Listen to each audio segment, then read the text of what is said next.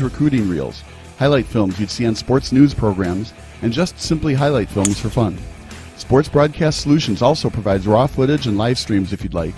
Subscribe to us and listen to our professional talk videos about relevant topics in the pro and college ranks. Whatever your sports broadcast needs, contact us at sportsbroadcastsolutions.com and become part of the digital world. It's June 9th, 2010. Game 6 of the Stanley Cup Final is taking place between the Chicago Blackhawks and the Philadelphia Flyers. They'll still have to win at Game 7 in Chicago. It's a 3-3 tie in the first overtime, meaning this has been a moderate offensive explosion with some decent defense and goaltending squeeze in between this hockey contest. This is a huge game for Blackhawks fans, as their favorite hockey team has been a laughingstock in the Western Conference for most of the previous decade. For the Flyers, they're looking to bring back Stanley Cup glory to the city of brotherly love for the first time since the 1970s. To truly understand the importance of what happens next, we need to hit that left button on the VCR. In other words, we need to rewind.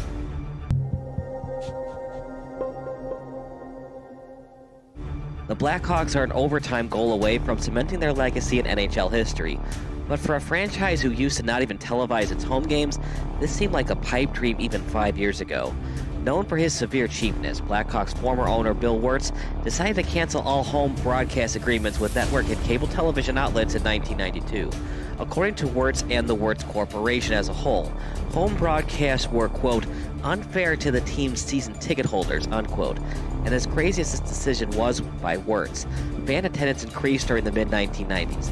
Incredibly, without normal home broadcasts and overall television brand awareness about the team, the Hawks averaged over 19,300 fans during the mid-1990s at the United Center.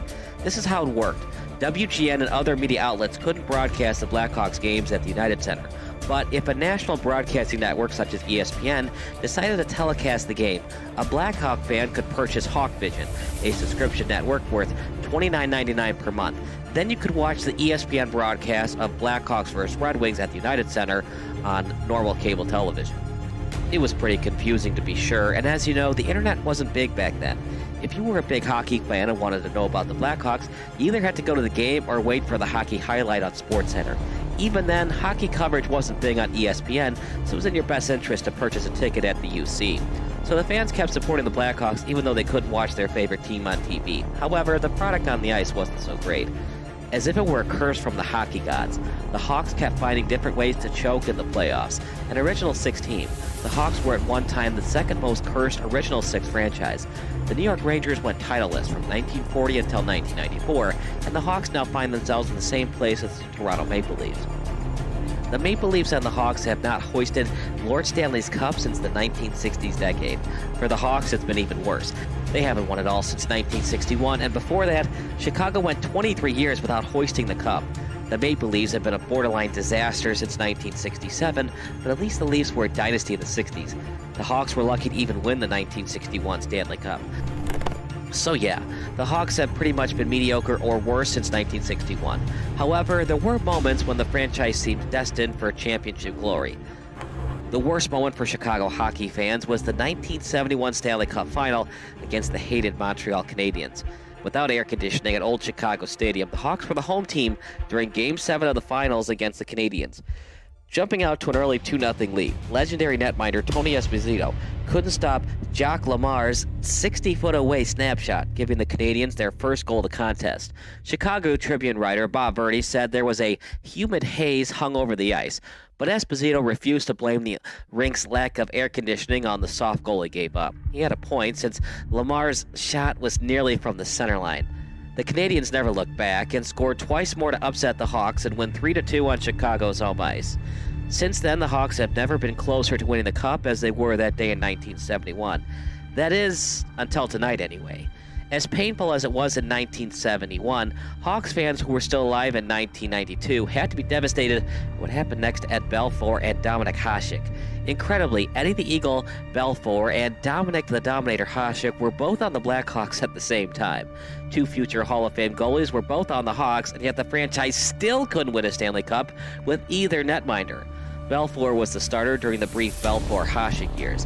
The Hawks made the 1992 Stanley Cup championship round with Belfour and Hasek both on the roster. It was also a Chicago team with Chris Chelios leading the defensemen, and forward Jeremy Roenick was on this Hawks team as well. Led by captain Dirk Graham, the Hawks went on a very impressive winning streak in the playoffs. After falling to a 2-1 series deficit to the St. Louis Blues, the Hawks won their next 3 games against the Blues, as well as back-to-back series sweeps against the Detroit Red Wings and the Edmonton Oilers. Just like that, 11 consecutive victories saw the Blackhawks 4 wins away from ending up as the last team standing. The only team in their proverbial way, the NHL's version of the Super Mario Brothers, otherwise known as Mario Lemieux and Jaromir Jagr. The Pittsburgh Penguins were the defending Cup champions, and after nearly beating the Washington Capitals in Game 7 during Round 1, the Pens found their way in the finals thanks to winning 8 of their last 10 games. Hasek was probably Chicago's better goalie entering the playoffs, as the Dominator earned all rookie honors and went 10-4-1 during his 15 starts between the pipes. Between a contract holdout from Belfour and Crazy Eddie missing games this season due to personal reasons, Hasek was turning into a fan favorite, while Belfour was the more controversial choice in net. However, head coach and general manager Mike Keenan stuck with Belfour throughout the playoffs. He turned out to be the best goaltender in the postseason, not named Tom Barrasso. The problem is Barrasso plays for Pittsburgh, so it was up to Roenick and company to find consistent offense against the Eastern Conference's best goalie. It looked like the Hawks had the Pens right where they wanted them when they took a 4-1 lead during Game 1. But the hockey gods haven't liked Chicago since 1961. Whenever the Hawks can blow a postseason lead during crunch time, they like to do it. The Pens scored 4 unanswered goals on their home ice, including the game winner with just 13 seconds left in OT. A crushing 5-4 loss for the Hawks, and they never rebounded from it. It was a sweep for the Pens as the Penguins celebrated their championship victory at Chicago Stadium. Hasek even showed during the series that he still had some raw rookie moments, but Belfour clearly wasn't himself. Hasek subbed in for Belfour in Game 4 after Eddie the Eagle gave up 2 goals on just 4 shots on goal. Keenan had a tough decision to make between keeping Hasek and Belfour, but with Belfour 1 year removed from winning the Vezina and Williams M. Jennings trophies for best goalie, Keenan had no choice but to allow Hasek to become expendable. The Sabres then cashed in on the young goalie's athleticism by fleecing the Hawks with a terrible trade request. The Sabres received a future Hall of Famer in Hasek, and the Blackhawks received just future draft considerations and a goalie in Stefan Beauregard, who never played a single minute in the goalie crease. The future draft considerations eventually led to the Hawks drafting Eric Daze in the 4th round. Daze became an all-star left winger, but serious back and herniated disc issues saw the team's promising winger limited to just 74 games in 3 seasons after his all-star game appearance in 2002. He retired after playing just 1 game in 2005. That being said, Keenan didn't want there to be a locker room controversy between Hasek and Belfour, and it's easy to say in hindsight when no one knew how great Hasek would become. Unfortunately, Belfour wouldn't even finish his career in Chicago. The Hawks were worried that he wouldn't re-sign with the team, so they shipped him off to San Jose for 3 players I personally never heard of until I Googled them: Ulf Dahlin, Michael Sikora, and Chris Terreri. Terreri was put in the very tough position of trying to fill Belfour's shoes in net, and he never got close to reaching Belfour's milestone achievements. Blackhawk fans kept asking themselves, is this team cursed? The 1999 Stanley Cup Final pitted Belfour against Hasek as the Dallas Stars took on the Buffalo Sabres. Belfour eventually won the cup over Hasek in the series, although Hasek won more cups than the Eagle once he began playing for the Red Wings. The Blackhawks managed just 1 more Western Conference Finals appearance with Belfour in net, and they wouldn't get back to the Western Conference Finals until last season. No one ever wishes someone to die, but success seemed to reach the Blackhawks once Bill Wirtz passed away from complications of cancer on September 26, 2007. His son, Rocky Wirtz, took over the team, and during their first season with Rocky as the CEO, the Hawks finished above 500 for the first time in 6 years. With John McDonough as the president and Joel Quenneville as the head coach, the Hawks made it back to the playoffs and finished in the Final Four. The Red Wings once again got in their way and easily took care of the Hawks 4-1 during the 2009 Western Conference Finals. Entering the 2009-10 season, the Hawks decided they need a veteran forward who could score goals and match up against their biggest rival, the Detroit Red Wings. Marian Hossa signed with the Blackhawks, giving the Hawks a formidable 1-2-3 punch on line 1 on Patrick Kane, Jonathan Taves, Marian Hossa. That is, if they ever needed to use all 3 guys on the power play.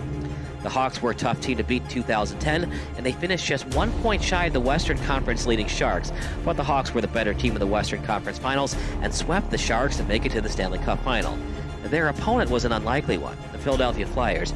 Entering the playoffs as a 7th seed, the Flyers had little title aspirations, but after the top-seeded Capitals were stunned in round 1 to the 8th-seeded Canadiens, there was new hope in Philly. The Flyers looked dead in the water when they trailed 3-0 in the Eastern Conference semifinals, but Simon Gagne returned for Game 4, and they definitely needed him as Gagne scored in overtime to force a Game 5. Brian Boucher was excellent as the Flyers starting goalie during Game 5, but he had to leave the game early due to knee injuries. As such, Michael Layton finished off Game 5 as the Flyers' new goalie and preserved the 4-0 shutout. Layton then got the start in Game 6 as expected, and he made the most of his opportunity by being perfect through 59 minutes until the Boston Bruins scored late. It was still a 2-1 win for the Flyers, and wouldn't you know it, the Flyers had a chance to win Game 7 and come back from an insurmountable 3-0 deficit. The Bruins actually led 3-0 in Game 7 at the TD Garden in Boston, but they simply couldn't avoid a significantly embarrassing collapse. James Van Riemsdyk, who didn't score a single goal in the playoffs prior to tonight, netted a very important goal late in the first period to give his teammates new life and ending the shutout attempt. The Flyers then scored 3 more unanswered goals to win a surprising 4-3 Game 7 over the Bruins, becoming just the 3rd team in NHL history to come back from a 3-0 series deficit. In fact, this had only been done once in any other American professional sport besides hockey. The Boston Red Sox defeated the New York Yankees 4-3 during the 2004 American League Championship Series. And now the Flyers are back in the Stanley Cup Final for the first time since 1997, looking for their first championship since 1975. The 1997 Stanley Cup Final was very interesting since it pitted the Flyers against the Red Wings, with both teams being in the Eastern Time Zone. The Flyers got swept in that series, with fans questioning if the franchise made the right decision all those years ago when they traded for former #1 overall draft pick Eric Lindros. Lindros scored just once in that series against the Red Wings, and it cost the Flyers a lot just to acquire him. They sent the Quebec Nordiques 6 players, 2 first-round picks, and $15 million in cash for only Lindros.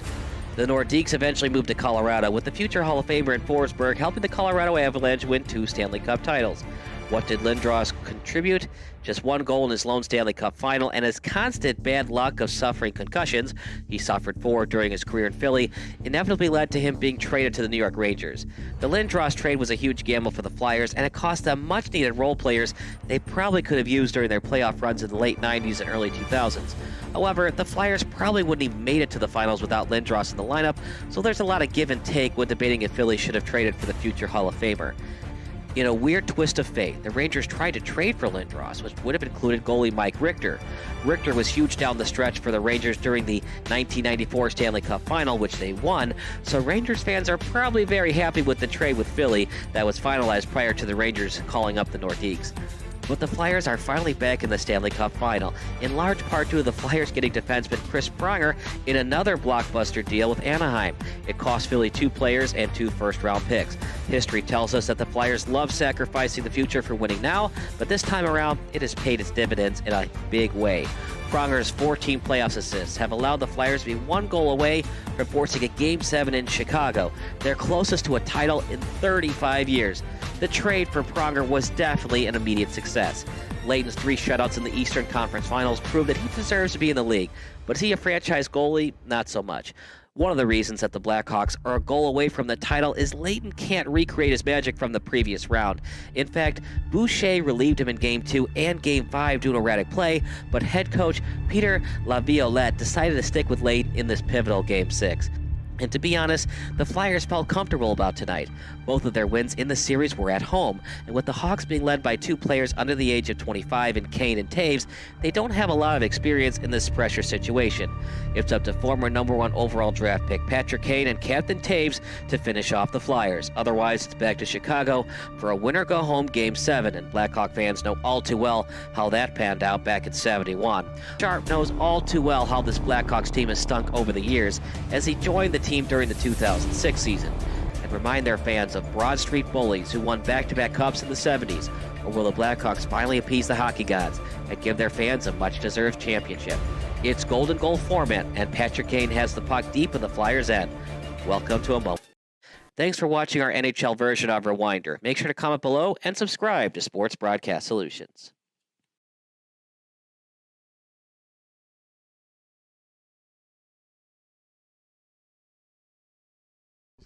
Sports Broadcast Solutions is a broadcasting network for everyone. Let SBS broadcast your sporting event. We have experience and can generate excitement and permanent digital memories for your team. Tonight. That time, finally a goal for the Stampede!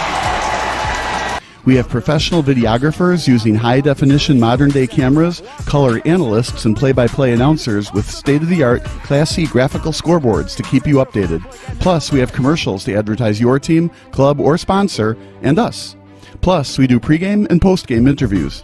Hi, everybody, and welcome to the postgame show brought to you by Marion Central Catholic. My name's Kyle Smith, but my name doesn't matter. These young ladies matter. It's senior night as the Hurricanes win a battle down the stretch, 48-46. Hi, I'm Carrie Kramer. I swim 50 breast, 50 free, and 100 back. Whatever your sports broadcast needs, we are at sportsbroadcastsolutions.com. Check us out and become part of the digital sporting world. Start living life on your terms. Build your dreams. Reach your goals. Change your future. Heal your community. With over 440 open locations, Physical Therapy and Balance Centers is the #1 physical therapy franchise and the leader in vestibular and balance therapy. Join the healthcare revolution. To learn more about franchise opportunities, visit physicalfranchise.com.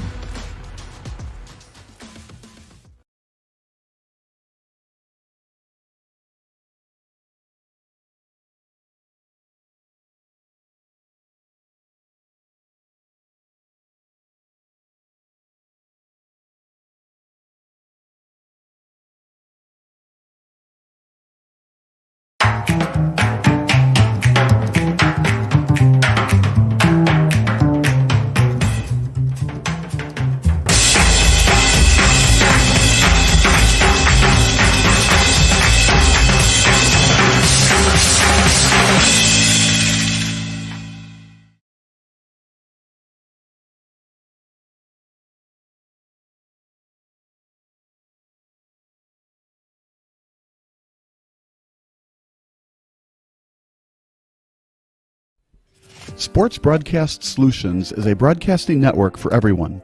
Instead of spending hundreds or thousands with all these college recruiting sites, let us put together your college highlight reel. For just a fraction of your potential college scholarship and significantly less than these recruiting services, we got this. In addition, we put together highlight reels for teams, including high school, your club team, or travel team. My teammate gave me a great pass, and I just took it. The other team slashed me, took the opportunity, saw where the goalie was weak, and I just shot it there. Solon, O'Connor, and Marsh back on defense. And Marsh gets a blowout. We got a breakaway at 2-0. A shot, and it's goal! So 3-3. The power play was officially over. Whatever your sports broadcast needs, check us out at sportsbroadcastsolutions.com. Check us out and become part of the digital world.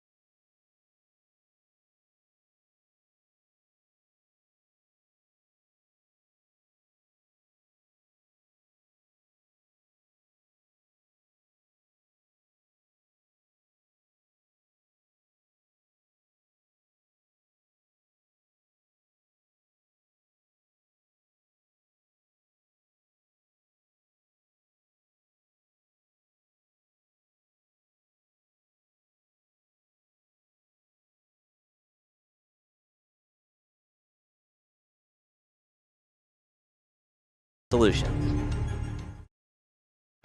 Missing your child's sporting event just plain stinks.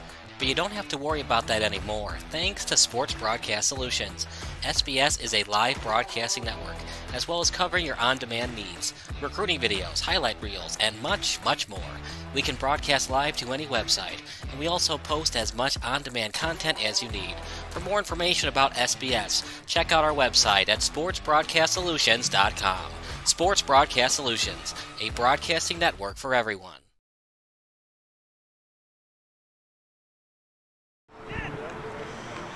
This is the Sports Broadcast Solutions pregame show ahead of Rockford FC against Chicago House AC here at Stewart Field on the campus of IIT, and I'm joined by Chicago House midfielder Soo and Kim. Soo, and thanks so much for taking the time. Absolutely, thank you for having me. So I know it's unfortunate that you can't, play tonight, but you guys have, after a 1-0 loss to begin the year, a pretty emphatic 5-0 win in your guys' second game. How would you say the squad's feeling right now? Honestly, I think we're at a good place right now. In the beginning, it was a little rocky. Players were trickling in, and we're still trying to get sorted and figure out Matt's philosophy and trying to get on the same page. But that's indicative of how organized and how well planned out he is. The team's coming together, and our spirits are high.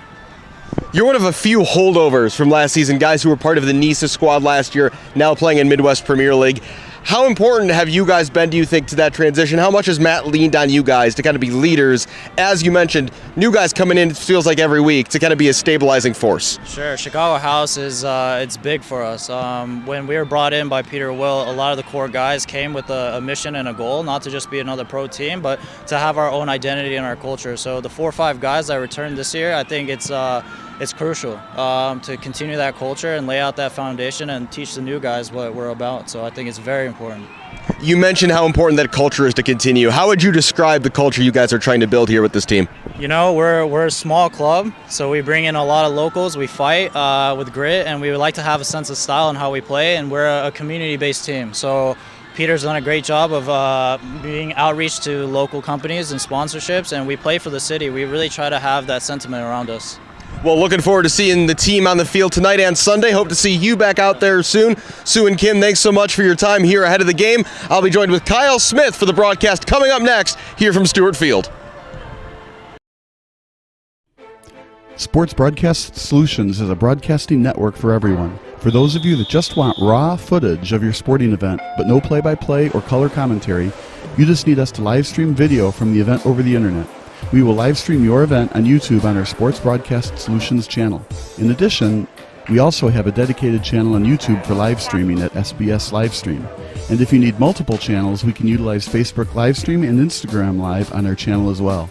Options include commercials from your sponsors, professional scoreboard graphics are still available, and of course, yes, pre- and post-game interviews are available as an option if you want. We've been working really hard this whole summer and stuff. Whatever your sports broadcast needs, we are at sportsbroadcastsolutions.com. Check us out and become part of the digital sporting world.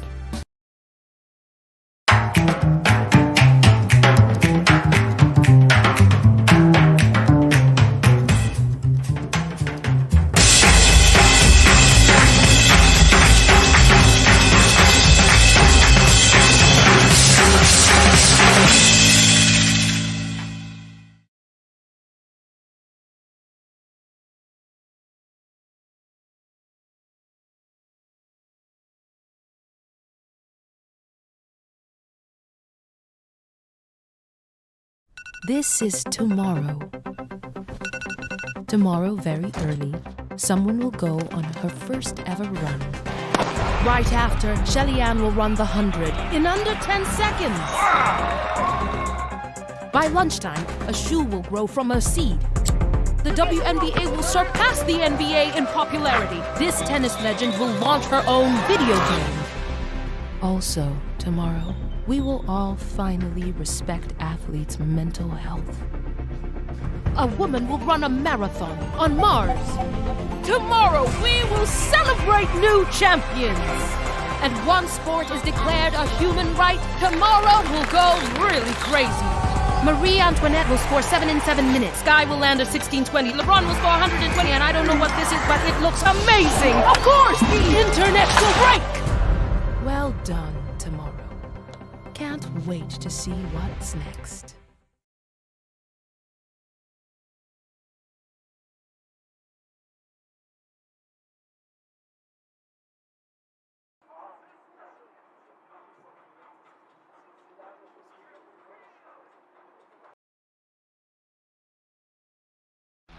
Missing your child's sporting event just plain stinks.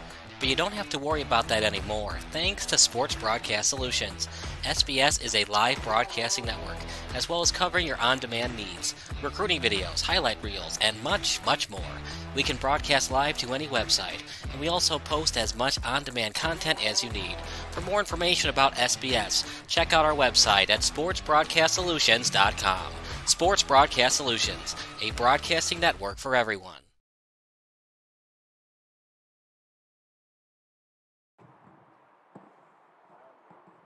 Good evening and welcome to tonight's presentation of Midwest Premier League action here from Stewart Field at the Illinois Institute of Technology as Chicago House hosts Rockford FC. Thanks for joining our broadcast this evening. I'm Alex Campbell. I'll be joined shortly by Kyle Smith as the two teams walk out onto the field ahead of this one. Chicago House in all white, Rockford in the blue shirts and the black shorts.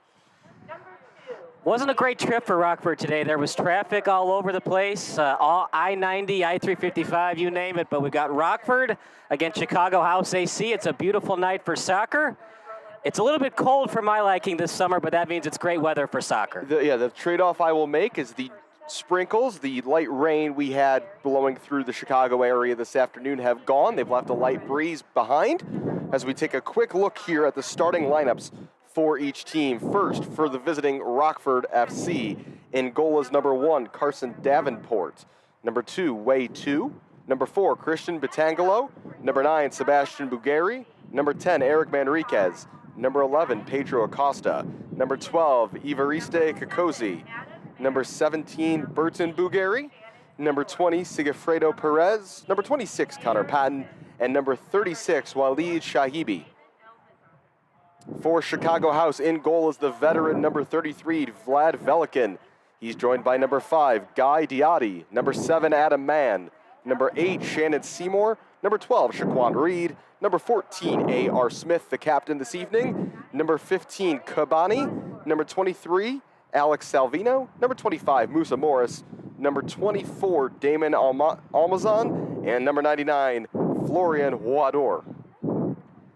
Beautiful night. We got White Sox baseball, about 4 blocks. Chicago Blues Fest also kicking off this evening. Not far from here in the Bronzeville neighborhood here on the near south side of Chicago. Looks like here in the first half it'll be Chicago House going from left to right and Rockford going from right to left. A handful of fans gathering on the far side here at Stewart Field. Chicago House, Kyle, comes into tonight 1-1.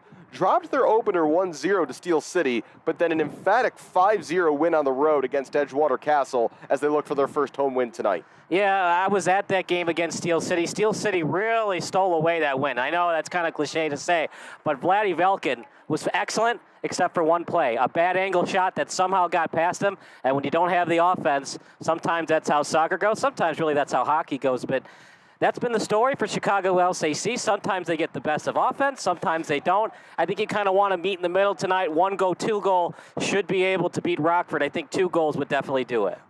Mentioned in that pregame interview that Suin Kim, center midfielder often playing as a number 10 for Chicago House, is out tonight, but there's plenty of quality in that engine room for the home team. Adam Mann, the veteran from Gloucester, England, Shannon Seymour, the former Northwestern Wildcat, and Damon Almazan from Joliet, the former Steel City player, will all be working in the center of the park largely, and we'll see what kind of impact they can make. But the man that you mentioned, Kyle, you think 2 goals is going to do it. That man dribbling the ball around in the center circle right now, number 23 from the University of Notre Dame, Alex Salvino, 6'3", is the most likely man for this House squad to put the ball in the back of the net. And there's a lot of guys, Kyle, on these teams who are still in college, but to get a guy from a D1 program out of the ACC, that is some quality that you don't generally see from collegiate summer players here in the NWPL. Yeah, especially with the NIL, right? Now that you can get paid, obviously you have to be one of the best in the sport to get paid for sponsorship deals, but you love to see it. You love to see that the game of soccer is expanding and that more and more players are willing to play in the summer, even with the NIL. Sun poking through here at the vital time as we get set for kickoff. Referee checking his watch, in conversation there with Salvino. And we are underway here at IIT. Ball immediately sent long for the captain tonight, A.R. Smith, as he battles toward the corner. Smith able to control this and keep it in play under pressure.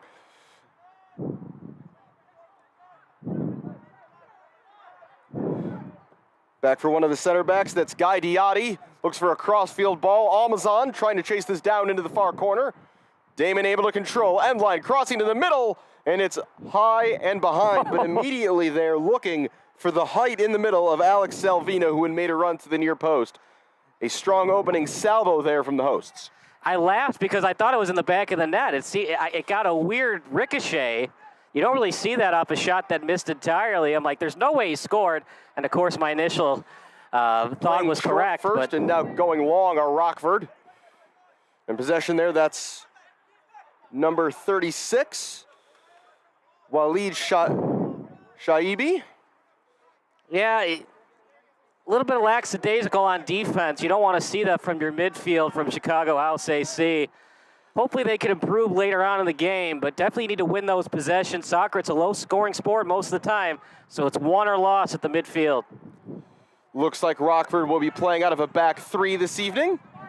Looking for the ball long, that's number 4, Christian Betangelo, and that's going to roll all the way out. Watched by Vlad Velikin. As I mentioned in the open, one of the veterans on this team, previously played for fellow Midwest Premier League side Berber City. Also played in the 3rd tier of Bulgarian soccer. Is a local originally. Velikin, went to Glenbar North for high school. And has coached at a couple area high schools as well, wearing the all bright lime green tonight.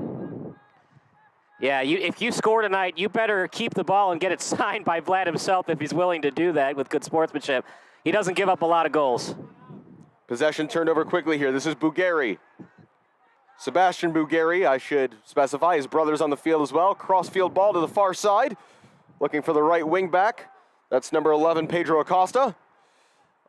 Good defending there, tracking back was Damon Almazan. Seymour, and dropping it back to the defense. Bit of collection to do here for Guy Diotti.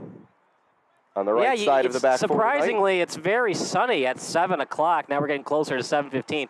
You don't expect that, especially with how overcast it's been. We'll see if that kind of becomes an issue for both teams.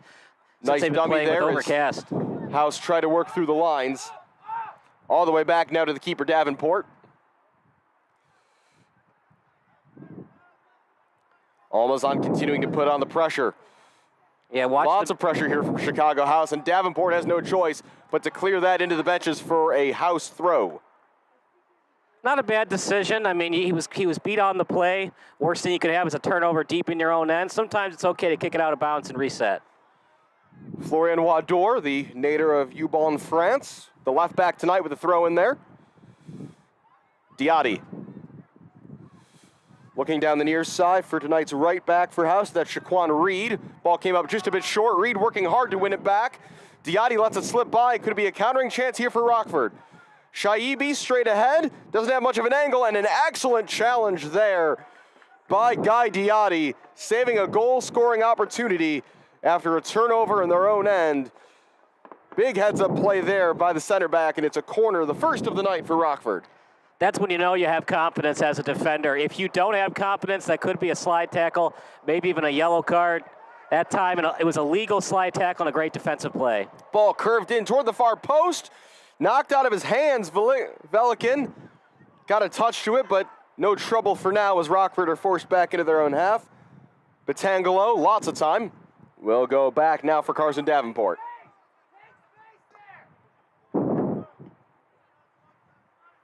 So far, so good for Rockford. They're winning the midfield battle, but Velkin has been up to the task on the corners. Looks like it's a 3-4-3 formation for Rockford, who've turned it over here. Almazan making the run toward the far corner. Able to just keep it in play. I think he was trying to win a corner kick there, battling against Evariste Kakosi. And in the end, it's just a throw for the home side. That's great defense. He knew that he could outbeat him on the speed. Got the ball, knew where the defender was because he became the offensive player after winning the ball. Didn't rush it. Made sure if he was going to kick it out, it wasn't a corner. Wador, throw in. Looking to back down his defender is Salvino. Eventually over to help is Acosta. Shannon Seymour cuts that one off. 2 players diving in for that one. Good recovery here. Kabani, the other center back, making a run all the way into the attacking end. Wants a handball, and he's going to get it. Referee quickly consulted with his assistant, who did confirm that there was an infraction. So I believe this will be a free kick for the home side, not too far from the corner flag. All right, Alex, you make the call. Oh, it is an overhand pass. And it's actually just going to be a throw-in in the end into Seymour. Yeah, you don't really see that often where the official will stop play and determine if it's a throw-in or a penalty kick. Well, free kick. That cross didn't find a target. Is that a foul? It is. Now we will have our first free kick of the evening as Sebastian Bugari trips up Shaquan Reed. Adrenaline's pumping. You want to be aggressive, but then there's silly fouls like that. You got beat on the play. It's close to the midfield. Just get back on defense. You don't want to allow free kicks like that. So the first set-piece opportunity of the evening. Adam Mann and Musa Morris, the 2 house players, looking at this. Shannon Seymour coming over to take a look as well. He's got the left foot, so it's him and Morris. Morris, the native of Phoenix, Arizona. Seymour from Bourbonnais, Illinois, one of a couple Bourbonnais natives on this house roster. It will be the right foot of Morris, chipping it in. That's a well-placed free kick. There's a man on the end of it. It bounces around. And I don't think Davenport knew much about that. He made the save. Kabani, the center back, got the contact on it. Bounced off Kabani's foot. A save by Davenport, back off Kabani and out for a goal kick. And that's just being in the right place at the right time for the Rockford goalkeeper. Almost 1-0 for the house. Yeah, we talked about how overcast it's been this week. The sun is definitely in his eyes. I don't know if he lost the ball or mistracked it, but should have been a goal for Chicago AC, but a great save at the end of at the last second by the goalkeeper. Header one in the midfield there by Smith. His house looked to go right back on the attack. That sun, as you mentioned, Kyle, causing problems again. Almazan's onto this one. Was looking into the middle for Salvino, cleared away, and suddenly it's House applying lots of pressure on the attacking end at the moment. Wador, another throw in for the home team. Partially cleared as that's cut out by Reed. Nice turn there by Morris. Morris will have a go from distance. It's another good save by Davenport. That one was right at him, but it was dipping and swerving, and he had to come up with enough power on that save to push it over the bar. All House at the moment. Corner here on the near side. Kids that are watching, that was picture-perfect goalkeeping. You want to push the ball up, not down, because if you push it down, it leads to a rebound chance. You push it up, it's just a corner kick. And I don't have his height listed on my roster, but Carson Davenport is a little undersized for a goalkeeper, as the referee's having a conversation with Florian Wador about his proximity to the Rockford goalkeeper. Musa Morris and Adam Mann are over on the corner at the moment. Doesn't it seem like some of the greatest athletes we've ever seen were undersized? Drew Brees at quarterback and Russell Wilson quarterback. Well, Davenport is the man of the match so far. Corner taken short. Training ground routine doesn't quite come off on that pass from Seymour. And again, they're looking to release Shaibi. Well done, though, by Reed to close down and win the throw. That's clearly Rockford's strategy when they get the ball back in their own end, is hit it long and hope Shaibi can chase it down. Yeah, you wonder if they're doing that because of cardio issues or because that's their strategy. Well, they're just a bit pinned in right now as House will continue to maintain possession here. Wador looking down the line. That's cut out by the Rockford defense. Up ahead looking for the forehead of Perez. He flicks it long, and Diotti clears away. Good first touch there by A.R. Smith. You got to be careful when you clear it in play because then the midfielder is going to cheat up, get a steal, and then you have a full head of steam on the attack.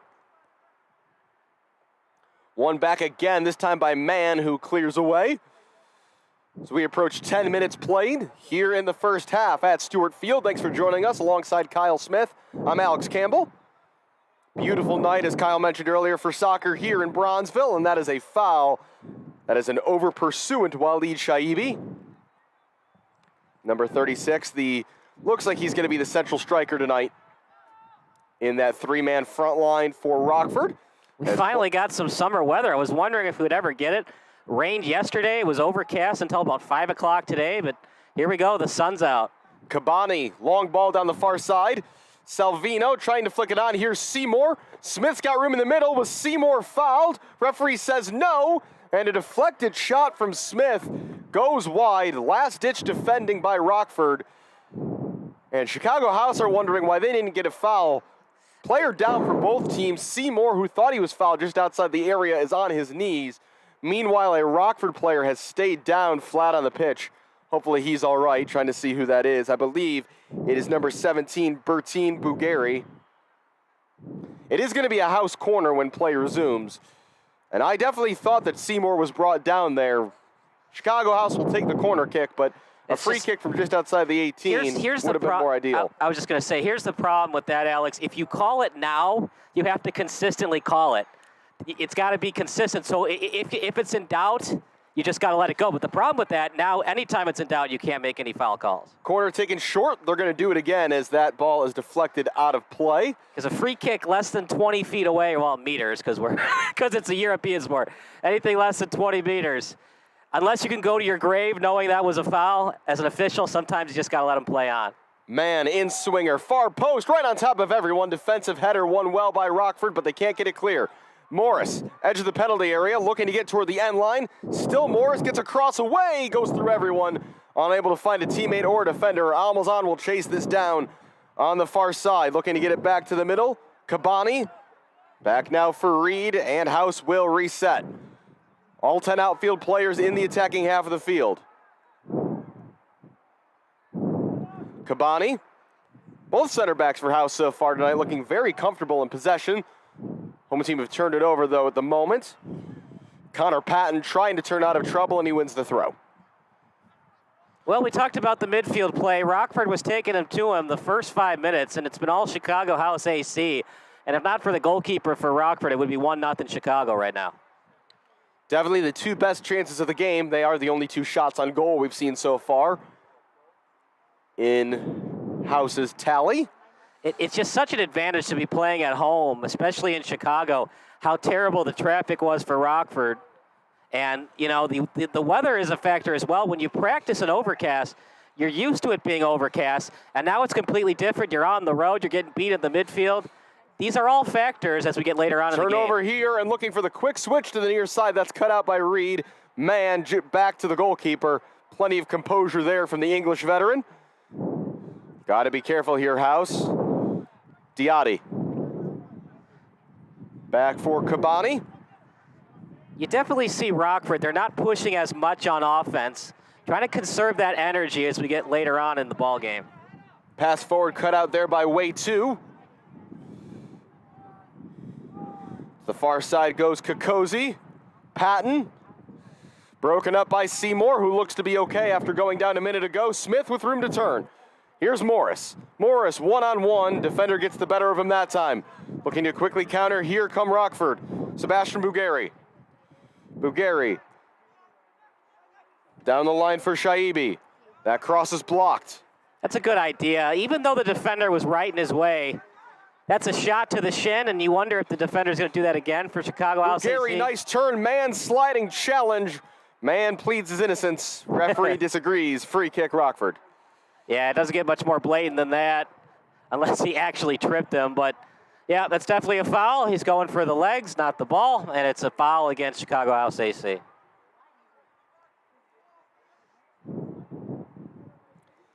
So set piece opportunity here for Rockford. What do you think Rockford should do here, Alex? I think a pass to your midfielders and then try to go full head of steam, a shot from about 40 meters. I expect him to put this into the mixer, especially the left foot here for Eric Manriquez. Expect him to swing one out, maybe about 10 yards outside that far post. He is actually going to go with your idea. I'll take it short to Patton, but it just wasn't well executed. Yeah, I didn't like that pass. I thought he should do a backwards pass and allow his midfielders to drive into the ball. Lots of players forward for House, and that was an important challenge there to give away the throw-in by Christian Batangelo. There were 3 or 4 House players running free down the far side. Throw-in in there for Salvino, trying to hold up play. Salvino ending up in the right back position as he tries to let his teammates get involved, but that's out of play. And a quick throw-in for Rockford. Shaibi trying to get him behind. Kabani cuts that out. Nice touch there by the defender. Looking to send that forward. Couldn't find an attacking teammate. Manriquez. Ball into the air, headed on by Patton. Manriquez still going, cut out by Reed. Seymour, nice turn. Morris flicking it on. Salvino trying to go right down the middle, vital touch. Almazan will chase it down. Almazan one-on-one against Bugare. Almazan cutting back onto his left, across to the middle, takes a deflection, half cleared. Here's Man from distance into the gloves of Carson Davenport, but a nice period of possession there for Chicago House. What's the worst place to clear the ball? Right up the middle, right? Not a good decision by Rockford AC, and luckily a goal wasn't allowed there. Nice defensive challenge there by the right winger, Musa Morris. Work rate from both wingers, Almazan on the other side and Morris on the near side. It's been strong defensively so far for Chicago House. Shaibi a little isolated as he's been offense so far in this first half, looking for Patton. Good challenge there from Wador. 16 minutes played now in the first half. Rockford looking to get some momentum back in this one. That's a great ball by Manriquez for Acosta. Acosta to the end line and more good tracking back by Damon Almazan, putting in that defensive effort, winning a throw-in, and ending that threat for Rockford. Got lucky. I thought it might have gone past the end line. If it didn't, it just barely went to the sideline.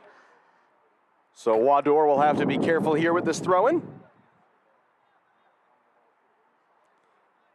Wador, one of several Chicago State players on this House roster. He'll be a senior in the fall, played 16 times for the Cougars in 2021 after transferring there from Eastern Oklahoma State. And I believe a foul throw has been called, and the referee will give possession over to Rockford, who now have an attacking throw-in opportunity on the far side. Alex, for people that don't know, what is a foul throw-in? So the most common cause of a foul throw is if you don't keep your back foot down on a throw-in like that, or if the ball does not go over directly the top of your head. So, for example, you can't throw it one-handed like you might a football or a baseball. That's not legal. Chicago House looking to get forward here with Almazan. And the distinction there also is if you have a throw-in that's deemed illegal, normally because it never goes into the field of play, you're allowed to retake that. A foul throw results in a throw-in at the same spot for the opposing team. And that will be the end of the me reading the IFAB laws section of the broadcast. At least I hope we don't have to get into any real sticky situations. Seymour trying to maintain possession along the end line.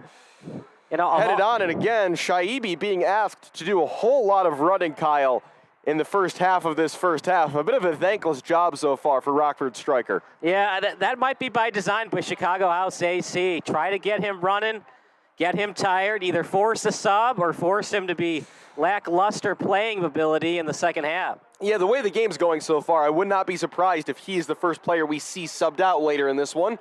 Almazan working in tight space, trying to play it across all the way to the near side. That's cut out by Sebastian Bugari. Only as far, though, as Musa Morris. Morris past Patton, past Mark Manriquez, and eventually clearing away is the right-sided center back, Kokosi. That's good defense by Rockford. And by what I mean by out to the far side. Acosta. Another good challenge there. A good first half so far for Florian Wador. Here comes Damon Almazan. Just too strong a touch there, and he knew it. Sliding in, trying to win it back. Well done by Patton for Rockford. Yeah, Rockford's now a doing a little good time and space for way two. I was just going to say, Rockford's doing a good job forcing Chicago AC on their left foot. Most people are right-handed, meaning they're right-footed, they're power foot, and Rockford on defense forcing Chicago to the left. Bugari forced backwards here by Reed. Leaving it off there for Batangelo. Looking all the way across. Acosta, the right wing back, with a great first touch. No one in the middle, though. He's got to buy some time. Up against Wador, he'll go for goal and shoot high. Not a bad option there by Pedro Acosta. He didn't have any teammates in the middle, and so he took the shot on himself. Valken's pretty tall, though. If you're going to do that, I'd prefer that he went low far post, try to force a rebound. But even a shot like that, Valken usually doesn't give up a lot of rebounds either. Again, quickly playing out of the back here, Diatti. Back here to Velikin. Kabani. Diatti looking long for the run straight down the middle of Salvino. Headed away by Batangelo. Musa Morris winning it back for House. Morris riding one challenge. Morris past a second challenge. Still Musa Morris. And eventually the defense converges and puts an end to that. Morris a little slow to get up. Time of possession, crucial in soccer, and the TOP is definitely being won by Chicago House, especially time on attack. Time on attack is anytime you're past the timeline. Chicago House taking it to Rockford, and you just got to wonder how much longer Rockford can hang on when the ball is so deep in their own end. Field is definitely tilted toward the south as you are looking east on our broadcast. Lake Michigan only a couple blocks over those trees on a beautiful early summer Chicago evening. Hope you enjoy the rest of your weekend, but we appreciate you taking 2 hours of it here for some Midwest Premier League soccer. Turning in a tight space there is Bugari, taken away by Mann. Mann is fouled as Bugari. That's just a frustration for giving the ball away. And it'll be a free kick taken quickly. Here's Smith. Smith occupying that position tonight that we would normally see Suin Kim play, that attacking midfield role, but he's not only playing there tonight, he's also wearing the armband. Seymour. Reed. Nice quick shift there to get possession onto his right foot. Reed, left-footed pass looking into the channel for Morris. Morris chasing Bertine Bugari back toward the corner and committing the foul. Well done there by the Rockford defender. Not a bad decision. You're trying to win the ball. As long as it's not a yellow card, the coaching staff for Chicago is fine with that by 25. Free kick for Rockford. We're in the 22nd minute of play, almost at the exact halfway point of this first half here in Bronzeville. Diotti wins the header. Out of play right around the halfway line. Quick throw in by Rockford. Good job by the non-dressed Chicago players tonight who have ball boy duty. That ball crossed into the far side, but quickly off his line to gather is Vlad Velikin. Good decision by Velikin. Some goalies will try to overthink it and let that ball cross the end line for the goal kick, but he knew the striker was right on his tail and decided to pick it up. Morris, nice first touch. Back to Diotti. Yeah, the two center backs and the goalkeeper for Chicago so far tonight showing lots of confidence in each other and clearly have good communication. Ball in midfield for Mann. You know, when you got that goalie, it just seems like everything else seems easier for you on the pitch. It reminds me of those glory years for the U.S. men's team when they had Tim Howard between the pipes. Seymour looking long. Of course, the eternal memory of Tim Howard will be 16 saves in a World Cup match, still a record. Diving challenge by Smith. Rockford wanted a foul. The referee waited to see if there was an advantage of any sort. I don't think there was much contact, but when you go in studs up like that, you don't have to make contact to draw a whistle. It's just so valuable. I think a quick warning there for A.R. Smith. Yeah, AR's got to be confrontation. AR's got to be careful. You can't afford to have your captain have yellow cards. But what I was saying about having a good goalie is it just makes everything easier because you know, hey, if we get one goal, we have a chance to win this game. It's such a different mindset. That's good to have. That might have been a foul against Rockford, by the way, but no call. Kabani hitting it straight up the middle into the feet of Almazan. Too hot to handle, though, for him.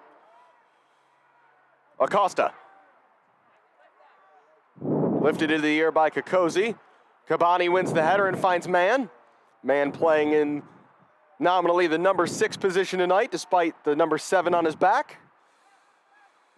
In what I think I'd best describe as a 4-1-4-1 tonight for Chicago House, with Seymour and Smith partnering in the middle of midfield, although it looks like over the last couple of minutes, Smith has come out to the near side wing, and Musa Morris playing next to Seymour in midfield. Here is Adam Mann, veteran of a few different clubs in the National League of England. That's the 5th tier over there. So now playing in the 5th tier of American soccer. A man very familiar with this level of play on both sides of the Atlantic.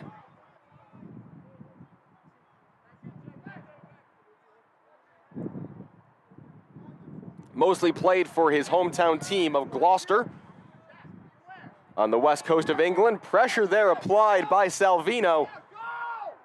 Coaching staff, you probably can hear them yelling, go, go, go. They want their forwards to press Davenport. He has not looked the most comfortable with the ball at his feet. Why are we not pressing that, is the quote from Matt Poland. Cross comes in, no challenge coming on Velikin, and another easy claim. It might have been a shot, actually. It was a one-hopper. Usually a cross is a straight pass. Either way, easy save for Velikin. Conversation there between Coach Poland and his captain, A.R. Smith. And Smith now on the ball. They got to find a way to get shots in the middle. I know a lot easier said than done, but it's just not going to work on Velkin from those tough angles. The problem is, when do you shoot? Is it 20 meters, 30 meters, and do you have enough power behind those kicks to do Smith kicks looking over for the 30 ball meters? down the far side, but Almazan had made a diagonal run toward the middle of the field and thus was not in that left wing position that he was expected to be.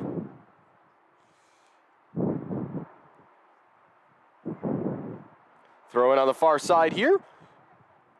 25-30 played so far in this first half. Kabani. Wador, careful touch to keep that in play.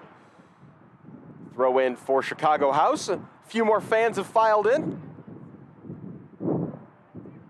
It's a beautiful night for soccer. Only thing lacking with Chicago this season has been the offense besides that Edgewater game. See if they get a little bit more creative on offense on this possession. Kokosi up in the air. Acosta. Wador went sliding in, and the referee is not going to play an advantage. He's going to pull this back. Some aggressive challenges building up here.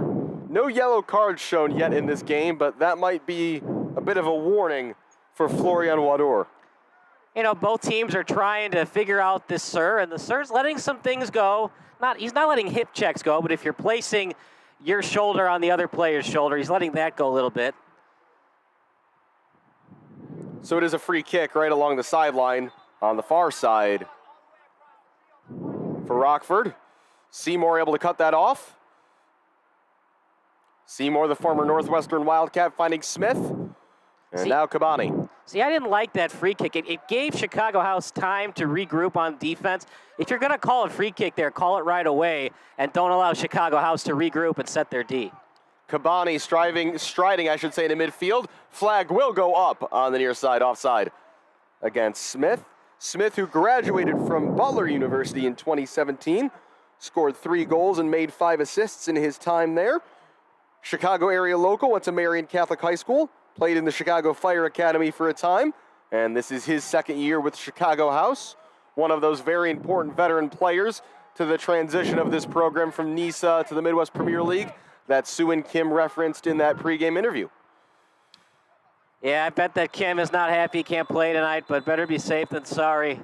And we are going to get our first yellow card of the night, and it is issued to Guy Diotti of House as he went into the back of number 36, Walid Shaibi, challenging for that header. Got to know where you are. You always got to know your positioning, when to attack, when to be conservative. You just can't put yourself in a position. Not only is it a free kick past the timeline, but a yellow card also against Chicago House AC.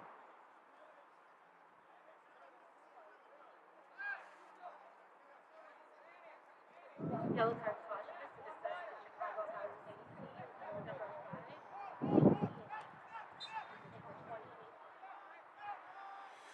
Play resuming just inside the Chicago House defensive half. To the middle, that header was flicked on, deflected by Smith, and an easy catch in the end for Vlad Velikin. You know, we talked a lot about Velikin, but this defense has been excellent as well for Chicago House, making it a lot easier for Velikin tonight. Kabani into the feet of Seymour. Morris.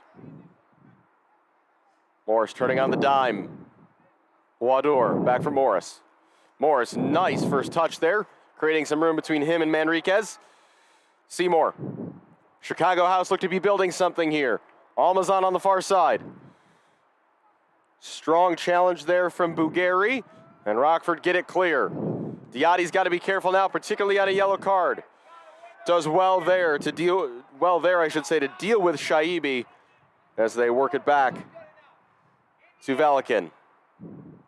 Wador, man, first time pass up the far side, finding the feet of Morris.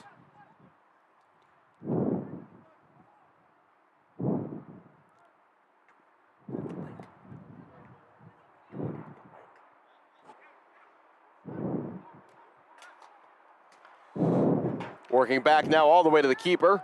This is Davenport, who just boots it upfield. Acosta with a dangerous, potentially diving header, trying to keep that in play. Missed it entirely, maybe for the best. Don't want to see anybody hurt themselves for the sake of a throw-in. Yeah, especially not with 14 minutes left in the first half. With 2 minutes left in the second half, sure, not this early in the ball game. That was well done by Reed there, just to shield the ball away from Sebastian Bugari for a moment. Here comes Manriquez. Bugari onto his right foot. Bugari will have a hit from distance. Saw his eyes looking for it, but he pulled it well wide of the goal. No save to make for Velikan, who has still not made a save through the first half hour of this match. Not a bad idea, but once again, Chicago is creating so many problems for Rockford. They can't get anything in the center. Everything is from a 45-degree angle or worse.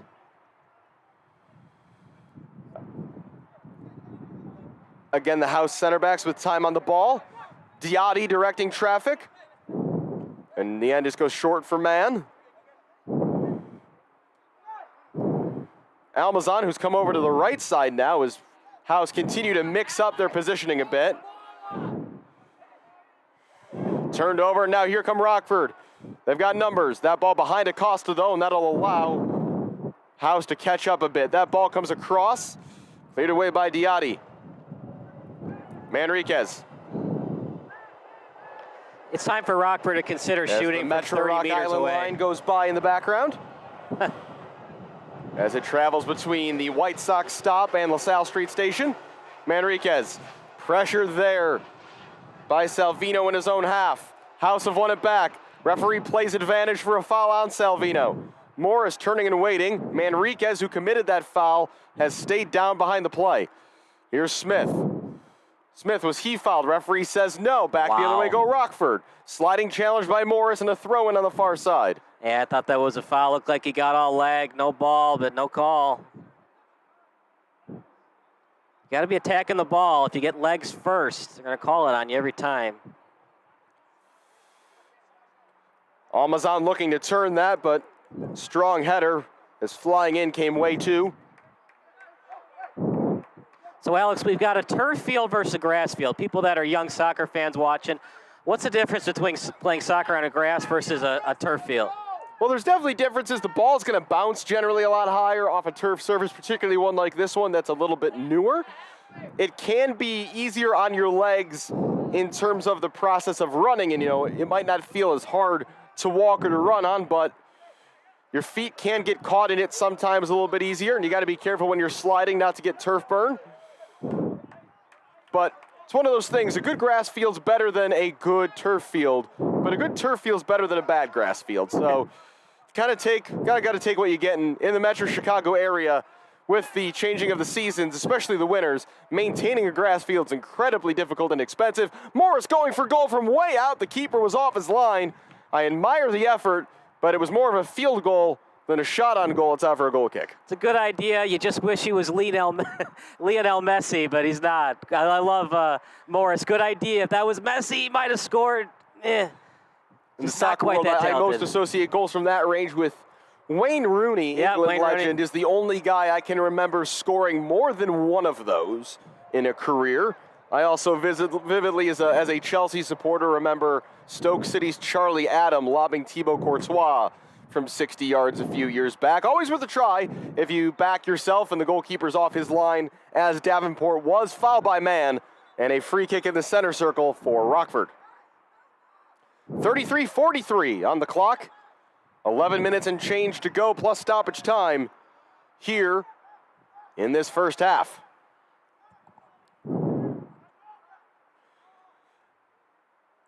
Header was missed there. Could be a chance, and that ball right off the face of Shaquan Reed, and Reed's going to need a second. And the first man over to see if he's okay is the man who took the shot, Sebastian Bugari. And Reed quickly back up to his feet. It's one of those where things just flash before your eyes quickly, and take a couple deep breaths, and hopefully you're all right. Corner kick on the near side, in swinger to be delivered by Shaibi toward the back post. Heads go up. Defensive header won by House. Shot fell for Acosta. Was blocked right in front of him. Bugari trying to get it onto his right foot, and the entire Chicago House defense knew it. Morris trying to turn out of pressure. Does for the moment, still surrounded by blue shirts. Splits them, and eventually tried to get it to A.R. Smith. For the moment, it's Bertine Bugari who wins a foul on another free kick in the attacking half for Rockford, trying to just gain a little bit of pressure after playing most of this first half on their own end. Little ticky-tack. Me personally being the sir, I would have let that go, but you know what? He's called that a lot tonight. I like the consistency from the sir.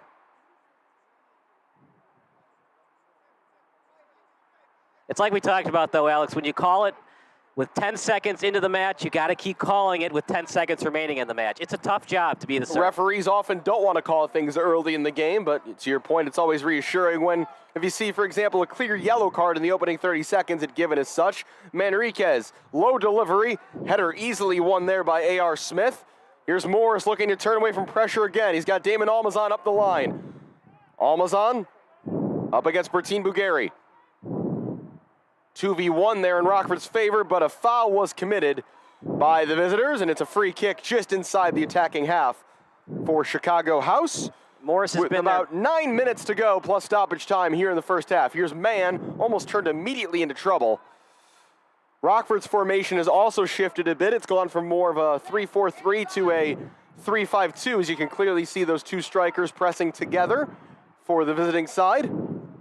Cabani on the ball, finding the feet of Adam Mann. Cabani back for Mann. Mann fakes the crossfield ball and drags it back into the path of Diatti. Diatti looking now down the line for Reed, headed away by Way 2. And 2 will not get back to that one. Throw in for Chicago House to be taken by Damon Almazan right in front of the Rockford bench. And no, it will not be taken by Damon Almazan. Shaquan Reed on throw-in duty instead. If I'm Chicago here, I need to get some shots on net. You want it preferably in the middle, but if you can do it from a 50-degree angle or better, you do it. Almazan pulled all the way to the far side. Here's Alex Salvino. It's another throw one for Chicago House. So obviously, people that are watching, if you're a geometry fan, straight up in the middle is 90 degree, everything else would be obtuse. And then before that, 45 degrees or less. That's what you're trying to avoid. Those acute angles, though, can be not as high opportunities. But again, to your point, with how few shots we've seen in this game, Kyle, those 2 saves that Davenport had to make in quick succession early in the first half, not much either side has had since. That's a foul committed by Seymour and Salvino. They both disagree. Another free kick as the game has become a little stop-start in the latter stages of this first half. The referee is going to come over to the near sideline to have a word with one of his assistants. And this is normally if something was said by a player, one to another. The referee is going to go back out into the center. And no further punishments for the moment, as this free kick is immediately taken long. Looking for Sebastian Bugari. Header won by House. Seymour, a 1-2 with Almazan. Damon Almazan with a little room, looking to play it down the line now into the path of Salvino, but getting there first is the goalkeeper, Carson Davenport. House looking for the press. That's dribbled straight out of bounds by 2. And applause from the Chicago House bench. You know, we've talked about it a lot, conserving energy. That's just not a time to do that double tap move. You're at the sideline, it's hard to possess the ball. Well, Salvino fouled, referee says no. That could come through though. Morris, good footwork. He's surrounded by defenders and couldn't find a second touch. It's cleared away by Bertine Bugari. Trying to chase that down to Shaibi, as we've seen him chasing a lot tonight. Diaby, Velikan under pressure, finding the feet of Cabani. Cabani, plenty of pace for a center back. Wador, Seymour. Good quick passing here from House. Here's A.R. Smith. Leaving it for Morris. Tried to get a little too cute with it there, but the home team do maintain possession. Damon Almazan on the near side. 40th minute of play now. Almazan one-on-one onto his left foot. Looking for Wador. That's headed away.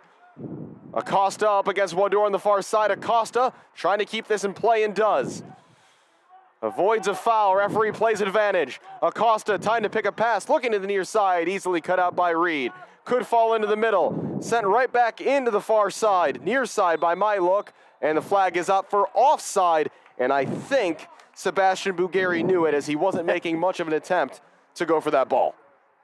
Yeah, he knew it. He was in the wrong spot. You got to know where your last defender is, last foot. That time he was so offside, that would have been offside in hockey.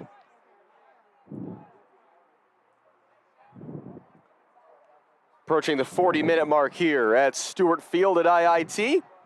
Again, a beautiful Friday night for soccer. Alongside Kyle Smith, I'm Alex Campbell. Thanks so much for joining us. For Chicago House Soccer, they're right back at home on Sunday night. That game's at 5 o'clock. Same place here at Stewart Field, bookending the weekend. So you can join us for that broadcast as well. So Alex, have you ever been to Europe? To Europe, I have a couple of times. Been fortunate enough to see some Premier League action, some Champions League action. Don't ever call it soccer there. I called it once when I was in Great Britain. They looked at me like they knew I was a tourist.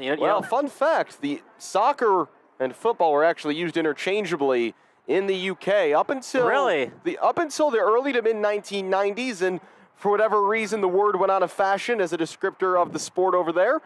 Football became, it was already the primary term, but it became the only term, and now it's mostly associated with American and Australian playing. I was there. The Australians also call it soccer because they have their own version of football. I was there in 2005. They had soccer on the TV. And me and my dad said, we don't want to watch soccer, we want to watch football. And they're like, football is on. It's on the TV. And we're like, no, American football. They're like, you're in the wrong bar. I know from experience, finding American football in London is a challenge. I've done it, but it's not easy. Rockford back in possession here. Time ticking down here in this first half. Seymour. Now Diatti, the only man on the field on a yellow card. Almost a loose touch there, but got it back. Morris dispossessed. Chance now to break for Rockford. Kabani with a vital interception. As again, it was Shaibi looking to get in behind. Here's Smith. Runs right into way two. And then a collision, and the referee's going to go to his pocket again. The question is, who's being penalized? And it is A.R. Smith, so a second Chicago House player goes into the book here in the first half. So they're calling the yellow on A.R. Smith or just a foul? Yellow card was produced there for the Chicago House captain. Yeah, he's got to be careful. You get too many yellows and it becomes a red. And we'll also have to see as the game progresses in the second half how Matt Poland's decision-making is affected by having a couple players, particularly a center back, on yellow cards. You just got to play within yourself, be a little bit less aggressive. They're definitely outplaying Rockford tonight. I know it doesn't show up on the scoreboard, but goals are going to come. Header flicked on and easily gained by Velikan. Sorry, Kyle, there. No, it's fine. You don't have to worry so much on defense because the defense has been there and you have Velikan. Just play within yourself. You don't have to be too aggressive on offense and commit yellow cards. Cross to the far side, Almazan. That pass intercepted easily by Evariste Kokozi. Kabani. Morris. Not much in the way of offensive opportunity for either side for the last 20 minutes or so. Again, the only two shots on goal of the game, both for Chicago House, and they only came 2 or 3 minutes apart, around the 15-minute or so mark. Taken long. Almazan toward the corner, 1-on-2 at the moment, looking to break through defenders, and is whistled for a foul. Chicago House bench does not agree. That's the great thing about being a referee. 50% of the players love you and 50% of the players hate you. That's how the game is, and that's how the game will always be.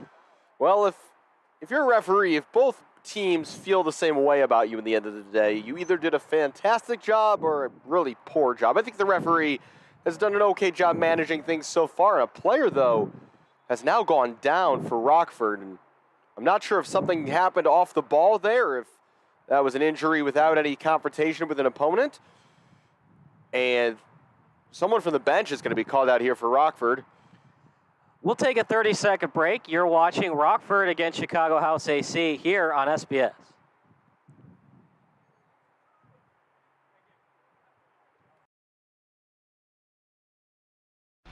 Missing your child's sporting event just plain stinks. But you don't have to worry about that anymore, thanks to Sports Broadcast Solutions. SBS is a live broadcasting network, as well as covering your on-demand needs, recruiting videos, highlight reels, and much, much more. We can broadcast live to any website, and we also post as much on-demand content as you need. For more information about SBS, check out our website at sportsbroadcastsolutions.com. Sports Broadcast Solutions, a broadcasting network for everyone. This is Sports Broadcast Solutions, a broadcasting network for everyone. Check us out at sportsbroadcastsolutions.com and become part of the digital sporting world.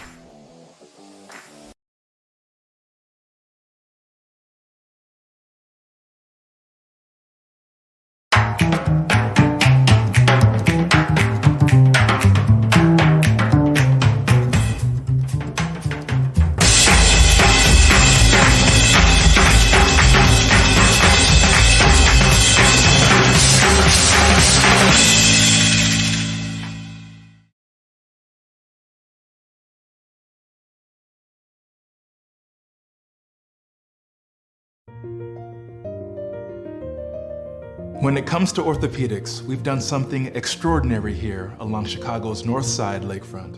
We've gathered experts in every orthopedic specialty to create the Chicago Center for Orthopedics at Weiss Memorial Hospital. Weiss Memorial Hospital was the first in the Chicago area to receive the Joint Commission's Gold Seal of Approval for hip and knee joint replacements. From hips to hands, from spine to feet, our specialists offer surgical and non-surgical care for.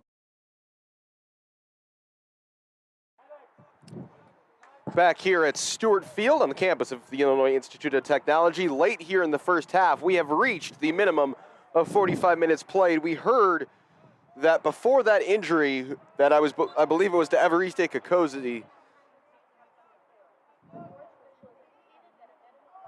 a minimum of 2 minutes have been indicated by the fourth official. However, that was a number that was decided upon before that injury stoppage, so it's going to probably be something closer to 4 minutes of added time here at the end of the first half. Good to see, though, that Kakosi is back to his feet and looks okay.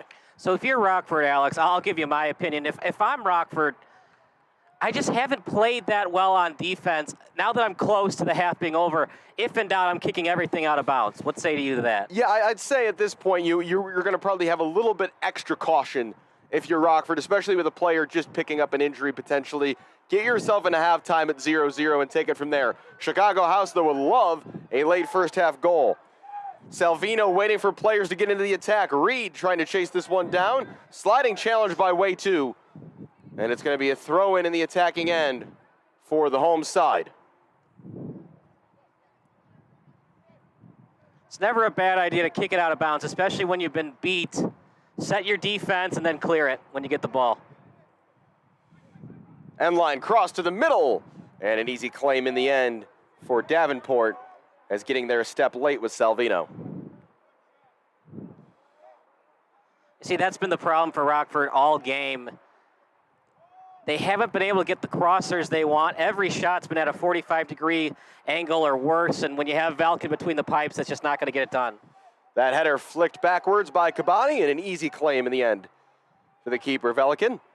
Kabani again has eyes on the near side, and the referee did not add on any extra time for that injury, so the first half finishes with the score: Chicago House AC 0, Rockford FC 0. We will take a break here for halftime. You're watching Midwest Premier League action, brought to you by Sports Broadcast Solutions, here from Chicago House AC's home field of Stewart Field at IIT. We'll be right back for the second half.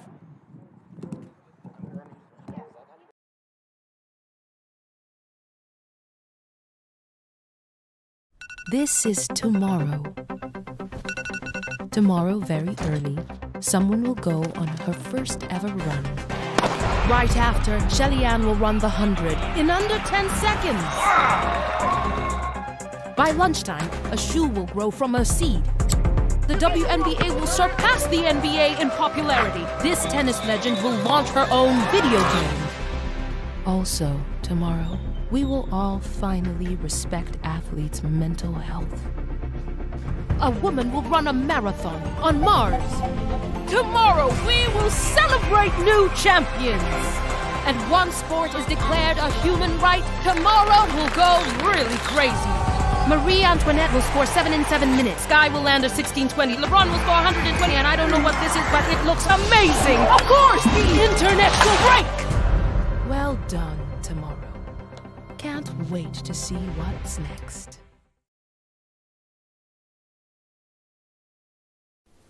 Sports Broadcast Solutions is a broadcasting network for everyone. At SBS, we offer a professional broadcasting experience for the non-professional athlete. Just like the pros, we offer everything for you. Play-by-play commentary. A no-hitter at Kane County Stadium. 15 strikeouts, 1 walk, 1 error, and that's it. Color commentary, highlight reels, recruiting videos, and much, much more. Unlike our competitors, we zoom in on the action and always have a live scoreboard with a live time code.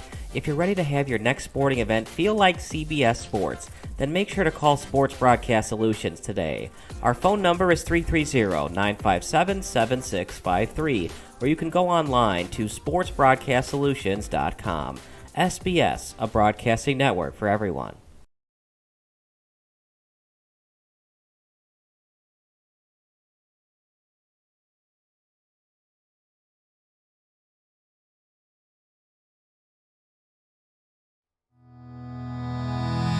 Vienna beef has been a part of our culture for over 125 years, bringing friends together and reminding us that there's beauty in the simple things. In Chicago, it isn't just a hot dog, it's our heritage, something we'll share for generations to come. Vienna beef, proudly serving memories since 1893.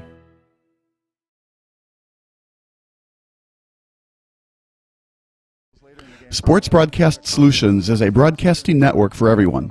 Let SBS broadcast your sporting event. We have experience and can generate excitement and permanent digital memories for your team. Tonight. That time, finally a goal for the Stampede! We have professional videographers using high-definition modern-day cameras, color analysts, and play-by-play announcers with state-of-the-art, classy graphical scoreboards to keep you updated. Plus, we have commercials to advertise your team, club, or sponsor, and us. Plus, we do pregame and postgame interviews. Hi, everybody, and welcome to the postgame show brought to you by Marion Central Catholic. My name's Kyle Smith. But my name doesn't matter. These young ladies matter. It's senior night as the Hurricanes win a battle down the stretch, 48-46. Hi, I'm Carrie Kramer. I swim 50 breast, 50 free, and 100 back. Whatever your sports broadcast needs, we are at sportsbroadcastsolutions.com. Check us out and become part of the digital sporting world. Start living life on your terms. Build your dreams. Reach your goals. Change your future. Heal your community. With over 440 open locations, Physical Therapy and Balance Centers is the #1 physical therapy franchise and the leader in vestibular and balance therapy. Join the healthcare revolution. To learn more about franchise opportunities, visit physicalfranchise.com.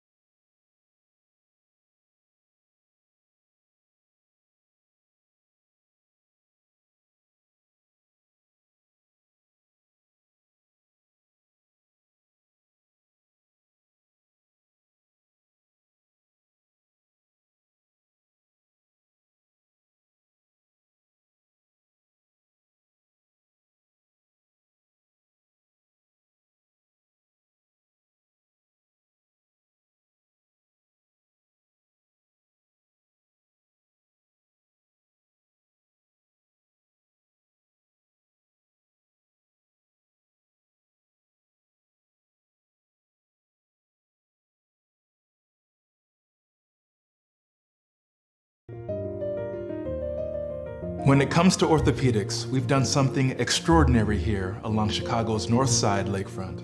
We've gathered experts in every orthopedic specialty to create the Chicago Center for Orthopedics at Weiss Memorial Hospital. Weiss Memorial Hospital was the first in the Chicago area to receive the Joint Commission's Gold Seal of Approval for hip and knee joint replacements. From hips to hands, from spine to feet, our specialists offer surgical and non-surgical care for all types of orthopedic problems and revisions. If you're ready to start living without pain, the orthopedic experts at the Chicago Center for Orthopedics at Weiss Memorial Hospital can help. Request an appointment today.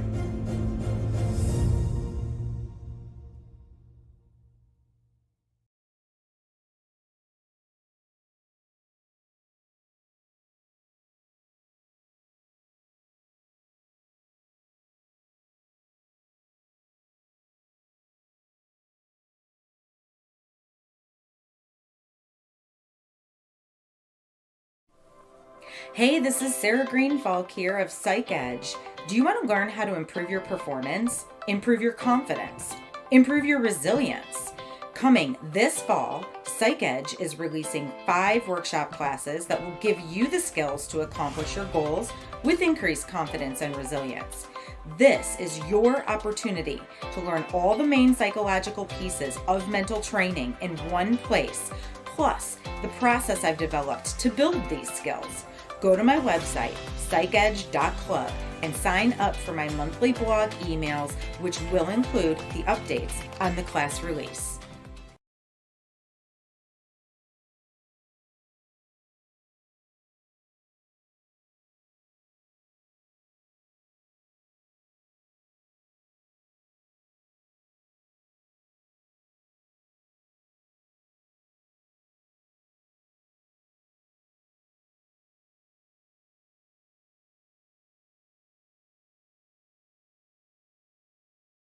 Hey, this is Sarah Greenfalk, owner of Psych Edge. How would you like to learn how to manage your emotions and reactions in order to enhance your performance and be successful in life? I coach and counsel student athletes, performers, and professionals, giving them the mental skills and mindsets to build confidence and resilience. My background in physical therapy, massage therapy, personal training, and 15 years of counseling give my clients an advantage. So if you are wanting to be recruited, perform better, or struggling with life balance, anxiety, or depression symptoms, I will stand by you until we reach your goals. Contact me today, sarah@aimtogrow.com, and be sure to visit my website, psychedge.club, for your monthly blog on mental health, sport, and performance psychology tips.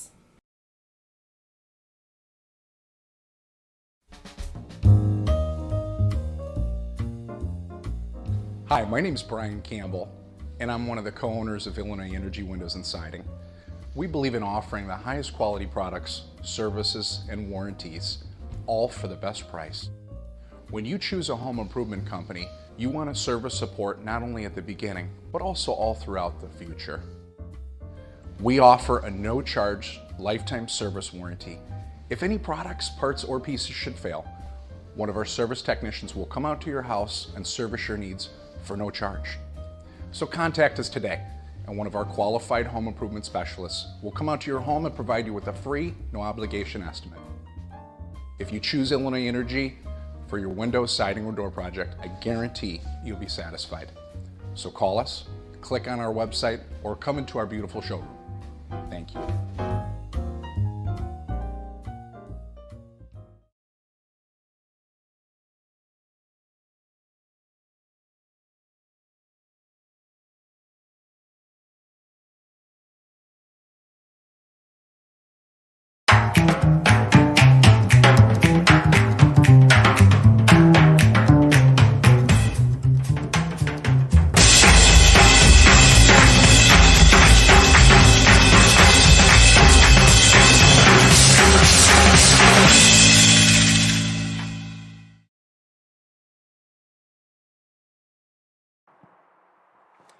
Second half about to get underway here at Stewart Field in Bronzeville on the near south side of Chicago, just a few blocks away from Guaranteed Rate Field and the home of the White Sox. This is the home of Chicago House AC, as tonight they're taking on Rockford FC, deadlocked at 0-0 at halftime. Does not look like either side will be making any halftime substitutions.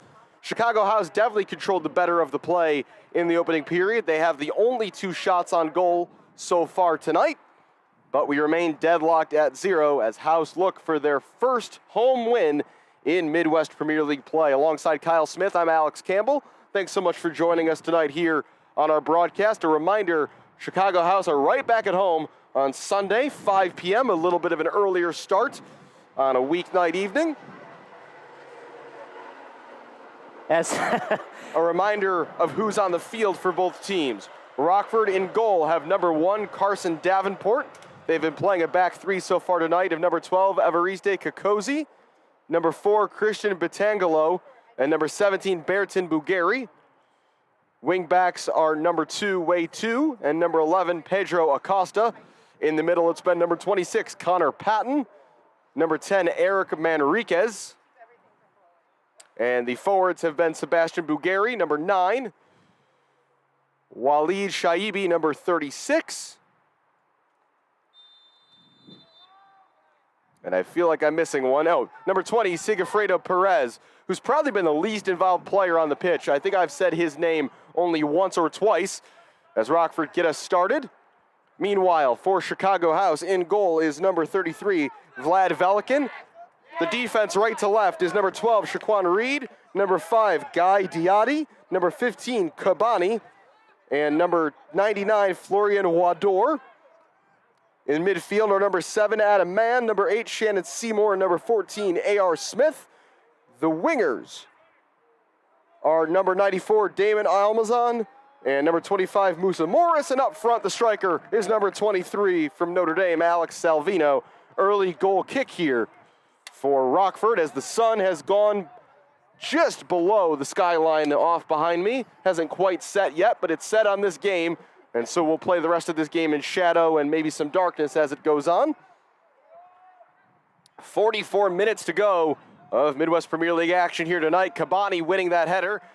Almazan is starting on the right side for this half. He got out jumped there, although Almazan not knowing for being tall in stature. Bench is shouting for a stoppage of some sort. As the flag was up there on the near side for offside for 10 or 15 seconds. It's hard to hear at this field. I love this field, but with the trains, and then of course it gets busy with all the Sox fans in the area, about 4 blocks or so away from Guaranteed Rate Field. It's hard to hear sometimes on the pitch. Diatti stepping into the middle, spraying a ball down the far side. Long run for Almazan. He's quick, but he's not that quick. Goal kick. Good idea, though. It's like we talked about during our halftime meeting, Alex. Everything is so difficult for Rockford on offense now that it's okay for Chicago to be more aggressive on offense because they know the only way Rockford is going to come out with anything other than a loss is a tie. So Rockford knows their only chance tonight is the tie because we haven't seen any kind of consistency on the offensive end. Goal kick taken by Davenport. And a collision there. It's going to knock out of play, and looks like it's going to be a throw in on the far side. Only question is for whom.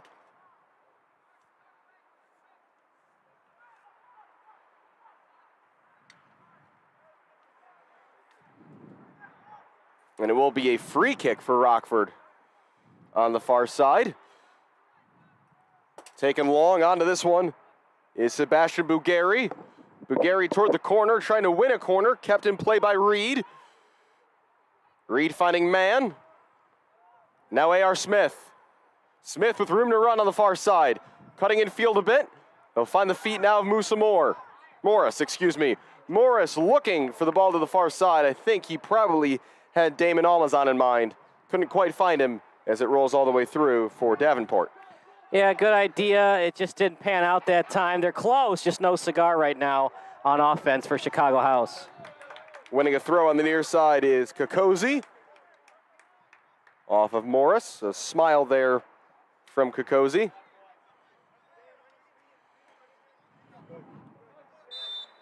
And a whistle by the referee.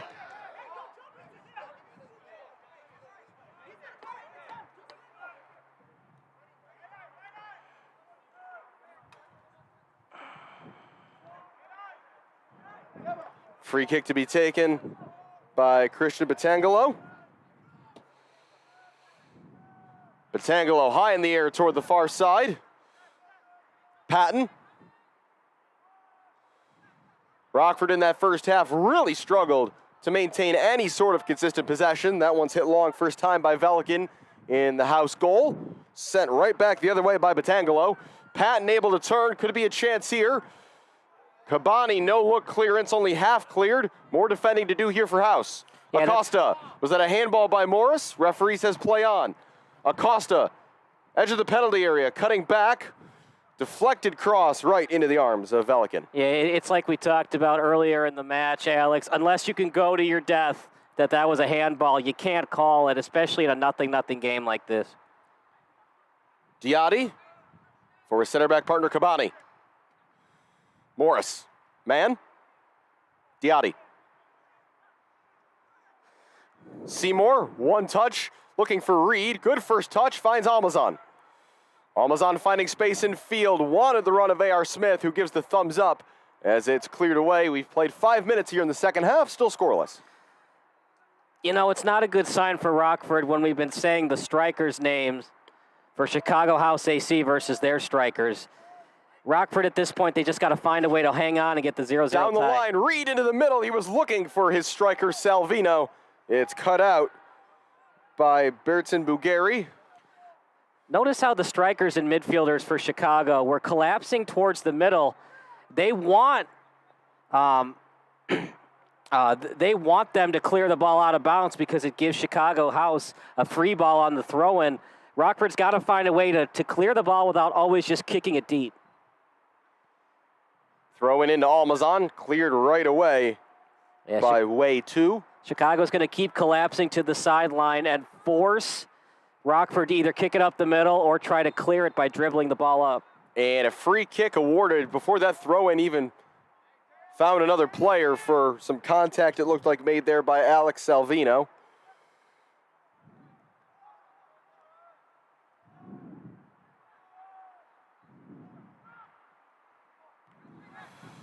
Free kick taken long. On the run is Bugari. And getting there first is Guy Diatti. I know it's throw in the attacking end for Rockford. It's early in the second half, but this is crucial for Rockford. You got to find a way to get a shot on net. Bugari, handball. Whew. We'll see that called a lot at the Midwest Premier League level. Kabadi down the near side to Adam Mann making a run forward. Musa Morris able to find A.R. Smith, keeping his head up. Wador. Morris. One touch back to Kabadi.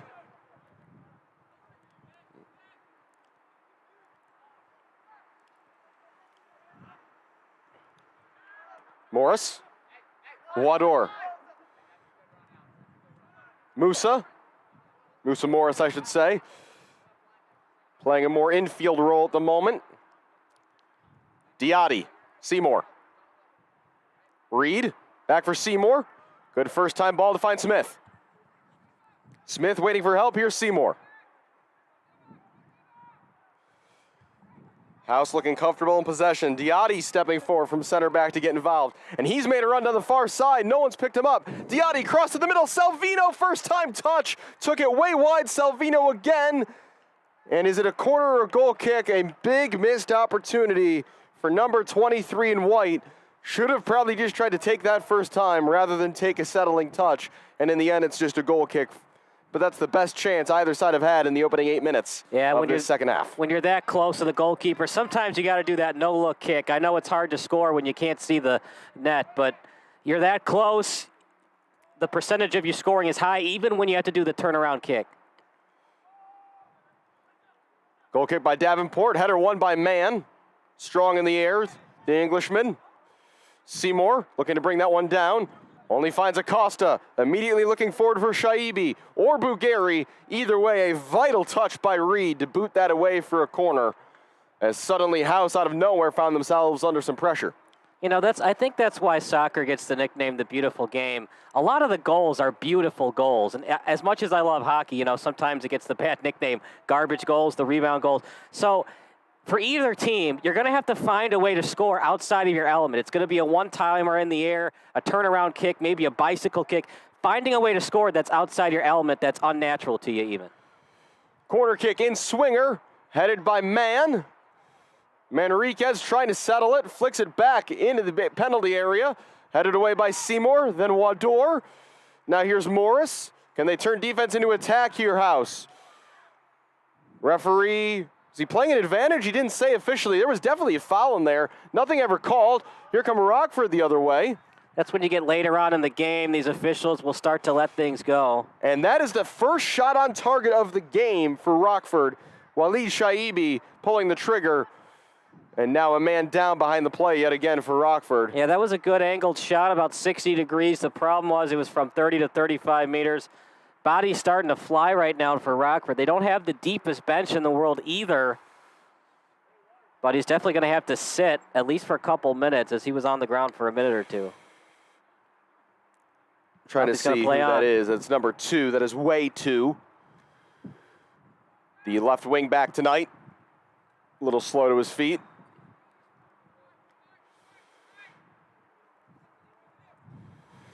Although that back 3 looking like more of a back 4 here so far in the second half, with Acosta pushing up more as a midfielder and 2 sitting back a bit more as a left back, though, wing back.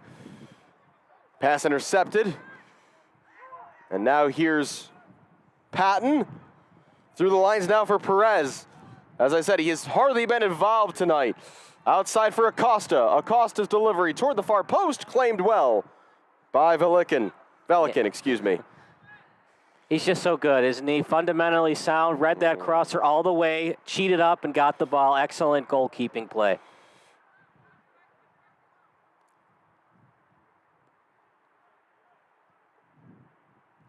Now it's decision time for Chicago House AC. Do you want to be a little conservative here at the 56th minute? And no subs made by either team yet in this one. Mann. Far side now for Wador. I have to double check. You are allowed 5 or 6 subs in Midwest Premier League play, so it's a little surprising. 6, I just got confirmation. Seymour looking through the lines. An excellent step there by Bertine Bugari. This will come all the way through, and Davenport will take care of it just outside his penalty area. So a little surprising, given that both sides are allowed 6 substitutions. You mentioned, Kyle, that Rockford doesn't have much of a bench tonight. A quick count tells me they only have 6 players available, and 2 of those are goalkeepers. But still a bit surprising. We haven't seen either side make a change yet as we approach 60 minutes played in this one. A.R. Smith trying to control in the middle of the field for Chicago House. Kabadi bypasses one defender. Here's Adam Mann. Mann into the path of Wador. Sliding challenge there. Well done by Evariste Kakosi.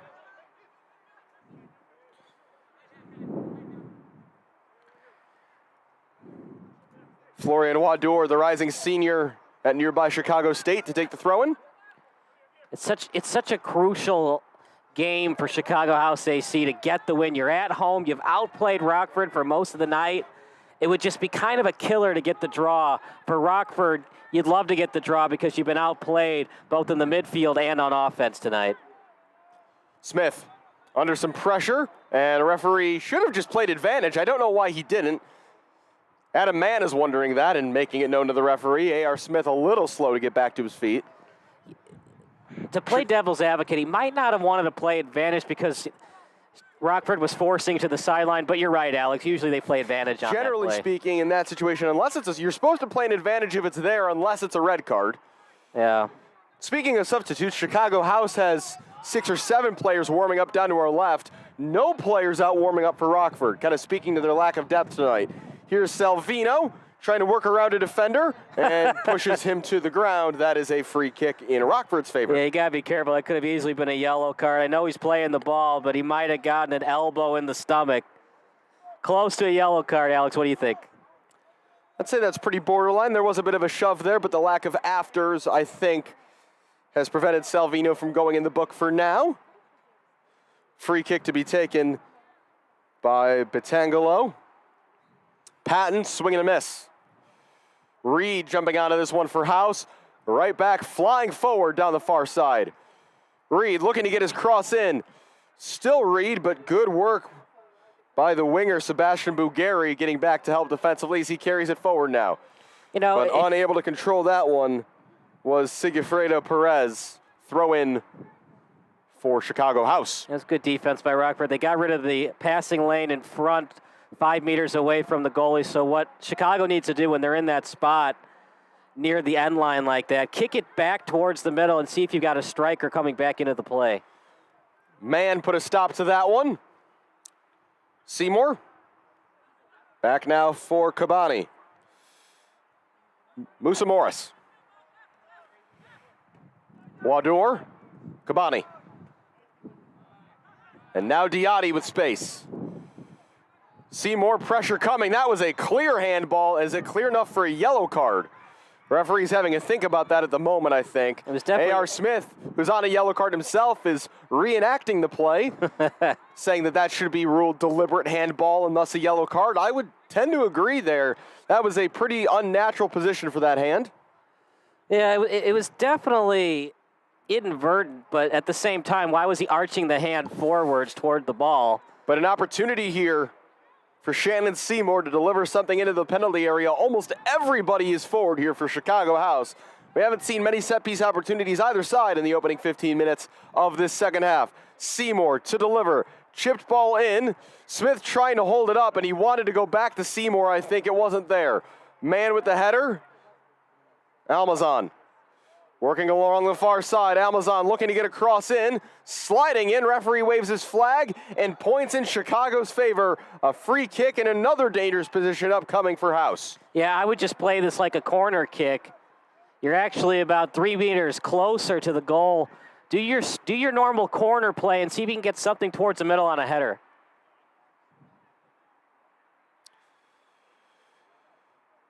Two players over the ball at the moment. It's Seymour and I believe Morris, who has joined him over there.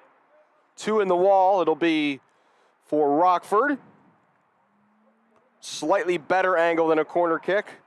Seymour's backed away. It will be Morris. Plenty of height in the center of the penalty area for Chicago House. Can they finally break this deadlock here in the 62nd minute? Morris to deliver an out swinger. It doesn't get past the wall.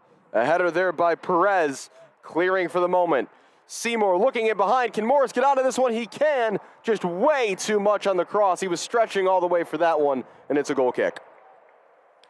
Yeah, that wasn't a great play. We'll call it a corner, even though it was a free kick. You got to get that ball high in the air. Give your striker a chance on the header.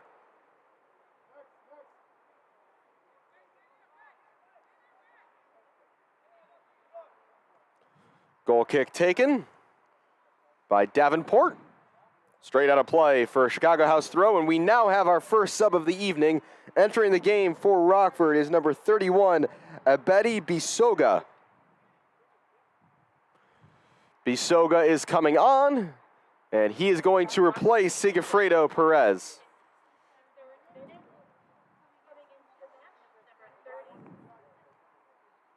He's coming in for the midfielder, right?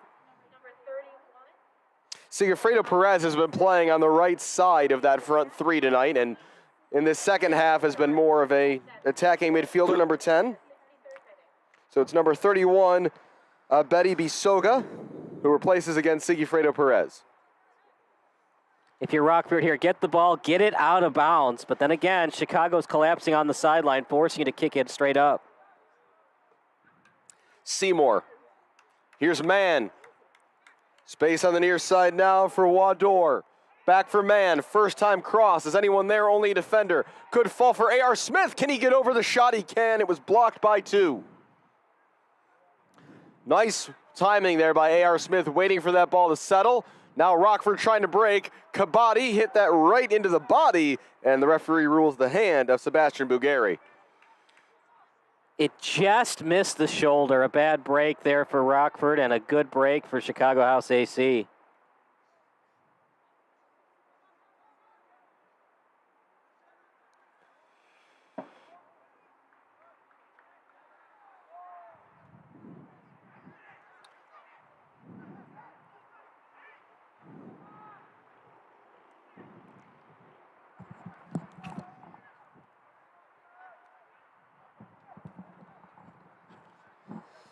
64 minutes played here. Alex Campbell and Kyle Smith with you from Stewart Field on the campus of the Illinois Institute of Technology, or Illinois Tech as it's more commonly known now. Still 0-0 between Rockford and Chicago House. Some of my friends call it it. Dangerous header backwards. Communication not going to end up being an issue as there was no pressure on the ball. Davenport able to secure it in the end. I used to work at the Rice campus of IIT in Wheaton, so definitely familiar with both the Chicago and the Wheaton campus.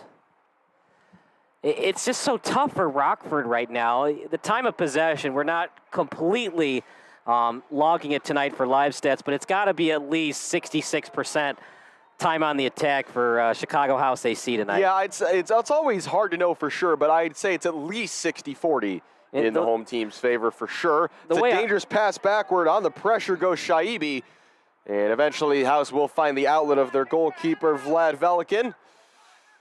Kabani, does well to evade the pressure. Here's Seymour. Morris looking first time for the forehead of the tall number 9, Salvino. Alex Salvino not been able to get many touches in the game so far tonight in that striker position for Chicago House. Wador, Kabani. And for Chicago House AC, I know you're playing at home. You really want the win. They really need the win, obviously, because they've outplayed Rockford. Don't get too aggressive, though. No need to cheat up the midfielders. If you have to take the draw, take the draw. The loss would just be a killer. And I think we are going to see a change of some sort in the attack. Number 9, A.J. Franklin, getting some instructions right now from head coach Matt Poland. He is going to be the first sub of the night for Chicago House, the rising redshirt junior at Marquette University. Diatti forced backwards. Velikin under pressure just clears away in time. He's just a professional goalie. Did not panic. No need to cheat up there. He had help from his defender. Just got back in the box and made the save. Straight up in the air by 2. Man jumps in and wins a header. Salvino looking back for Morris, who couldn't control the touch, who's frustrated with his striker. I won't be surprised if Salvino is the man who comes off when Franklin enters this game. And that is indeed the change. So departing the match is number 23, Alex Salvino, and he is replaced by number 9, A.J. Franklin. Played in 14 games for Marquette this past year. His lone goal of the year was a big one, a game winner to defeat number 1 Georgetown on October 30th. Number one in the Franklin, a 2-time All-Academic Big East selection. He's a native of Streamwood, Illinois, and stands 6'3", so one 6'3" striker for another. And we'll have to see if for Chicago House, A.J. Franklin can make a bigger impact than the man he just replaced. That's good size, 6'3". That means any header on a corner is going to help out Chicago House AC.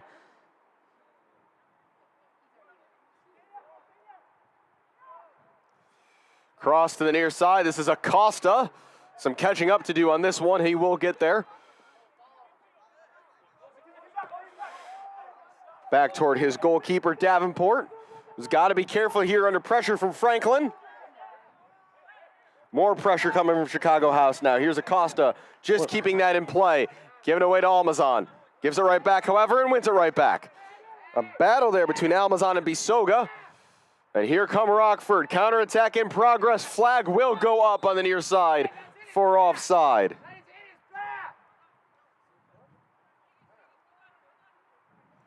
Questions by the House coaching staff and Captain A.R. Smith about a potential foul in the build-up there that went uncalled. Yeah, it's dangerous. It's like in hockey, the check from behind. Up until the college level, it's an automatic game misconduct. In soccer, it's just as dangerous. Any kind of check, well, not check, but a hip check from behind, just so dangerous. It's almost like an automatic yellow if you get the right side of the back on the foul.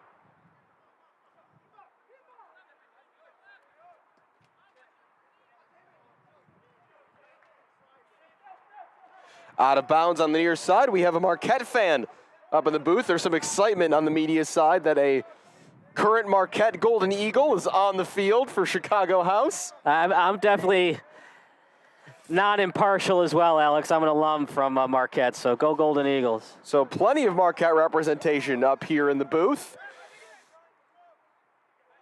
So can the Golden Eagle grab what could be a golden goal tonight for Chicago House? Because, Kyle, I don't know about you. I don't think we're seeing more than one goal the way this is going. Yeah, it's going to be a 1-0 final score.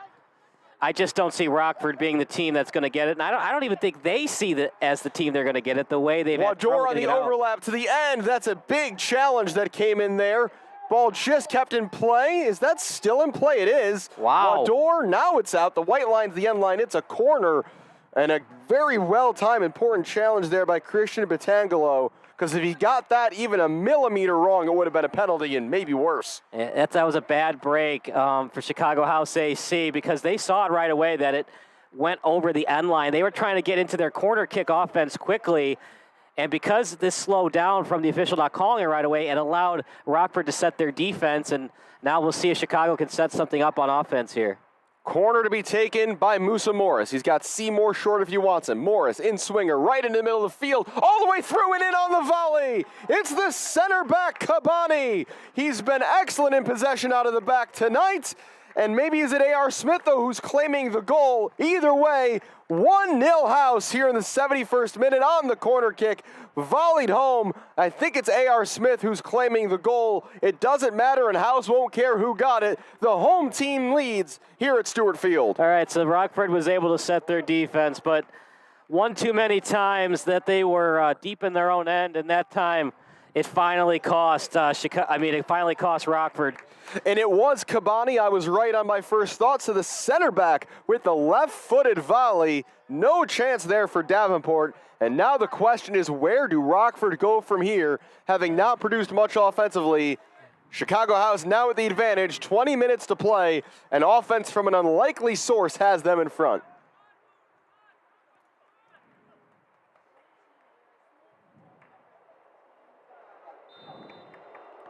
It's a killer for Rockford. Well, now you got to change your entire strategy.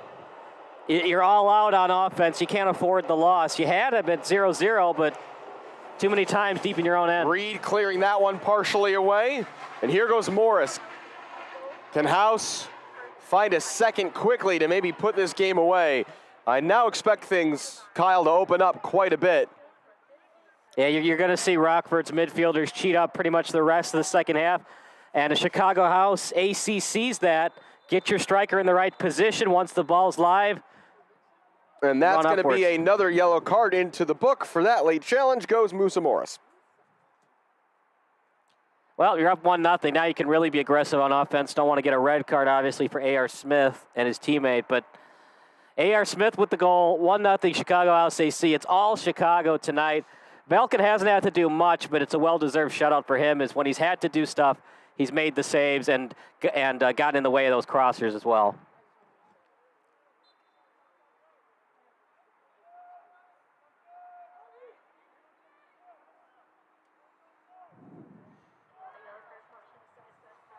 So the third Chicago House player in the book tonight. No Rockford players with a yellow card yet in this one.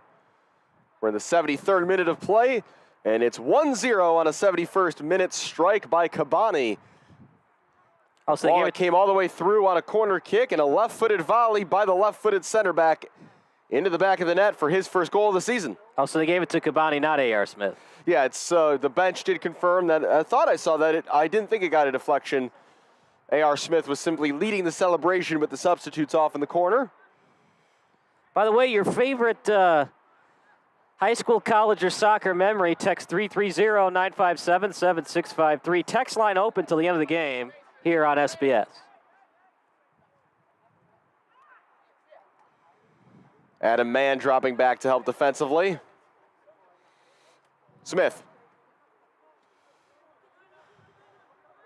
And Chicago House will be in less of a hurry now that they've got the lead. And as I mentioned earlier, their center backs, with how comfortable they've looked in possession, are going to help a lot, dictating how the rest of this game goes. Wador leaving it off for Almazan. Long run here for Franklin. Will he get to the end line before the ball? He will not. It's a goal kick. Tough position. He had no choice but to give up on the play. If he had gone all out, he runs into the fence there. Can't have it, especially you're winning. So if you're going to get injured, it's got to be on a play where you're all out down by a goal, not up by a goal. It's all Chicago House tonight thus far. Hit long, headed away.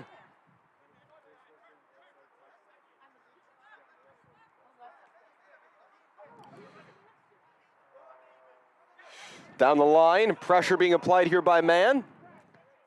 Just heard that former Chicago House head coach, current Chicago Fire assistant, and Chicago Fire legend C.J. Brown is in the house tonight watching. Good to see him back here taking in a Chicago House AC match. Fire aren't back in action till next week when they take on DC United. They are off to the international break. Poor clearance there, could be a chance. Franklin looking to settle. Immediately outside to the near side for Almazan. Almazan 1-on-2. Gets his cross into the middle. Headed away by Bertine Bugari. And Chicago House are going to make another change at the next opportunity.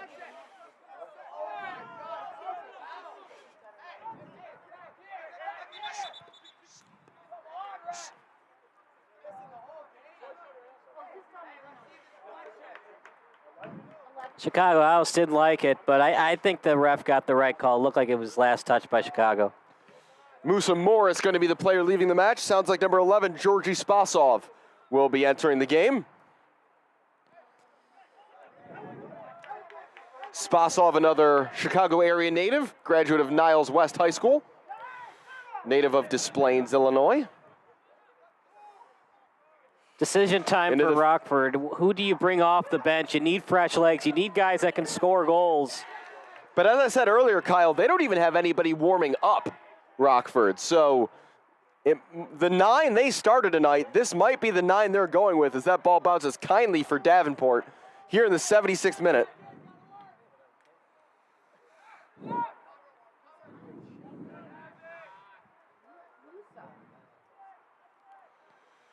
Trying to turn away from pressure there and get forward to Shaibi. Turning onto his right foot there is Bugari. He's fouled, and an invaluable set-piece opportunity here for Rockford. Too far for a shot. What you could do is a little pass about 5 meters up and then try to one-time it into the net. You got to know the legs of your strikers, though, and the fact that Rockford has not attempted a lot of shots tonight kind of tells you that they want something 20 meters in when it comes to their shots on goal. Over this free kick is Eric Manriquez, number 10 in blue. 77th minute of play. Chicago House lead 1-0. Manriquez, outswinger toward the far post. Header one, and the flag is up. The referee hasn't seen it yet. Play still goes on. The flag is up. Referee still hasn't whistled. And Musa Morris now will bring it away to A.R. Smith. This might work out anyway. 3-on-3. Morris immediately looking long. Is Almazan on side? He is not. Oh. And now the referee sees that flag. Oh, Alex, I'm going to let you call this one. I think he was offside, but what do you think? Almazan was offside. I think if it had gone to A.R. Smith, it would have been very borderline. Almazan had gone early, but the Chicago House bench understandably upset, given that that play wasn't stopped earlier. Well, I mean, it worked out. Acosta. In the end. Acosta lost control there for a second, had to just send it toward the end line, and it's well out of the reach of number 31, Abedi Bisoga. And Chicago House will make a sub, and now into the game comes Georgi Spasov. Played at Oakton Community College after Niles West. And he will replace Musa Morris, who I believe will be credited with the assist on the goal. I don't think anybody else got a touch as that ball bounced through. He was at least involved in some way.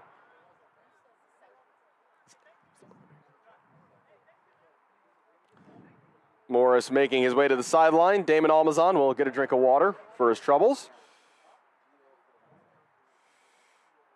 And so off comes Musa Morris, the native of Phoenix, Arizona. So we're probably going to get 2 minutes of extra. He's done his job tonight. And Georgi Spasov is into the game. So we're probably going to get 2 minutes of extra time. Right now we're at 78-25. So we got about 14 minutes, give or take, left in the match. What Rockford needs, every possession now matters. You got to find a way to get the ball up, a couple of dribbles near the timeline, and then get something towards the sideline once you get past the halfway mark, and then a little give-and-go action about 15 meters away from the net. Attacking change coming for Rockford. Number 4, Christian Batangelo, is going to go off. He's going to be replaced by number 8, Efren Gomez. Maybe at the next stoppage, though, as we've got a bit of a delay here as conversations continuing between the referee and house coach Matt Poland. I'm liking the glasses. A little bit of a Kurt Rambis look, although Kurt kind of had the safety goggles when he played power forward for the Lakers. Maybe that sub is going to be made right now.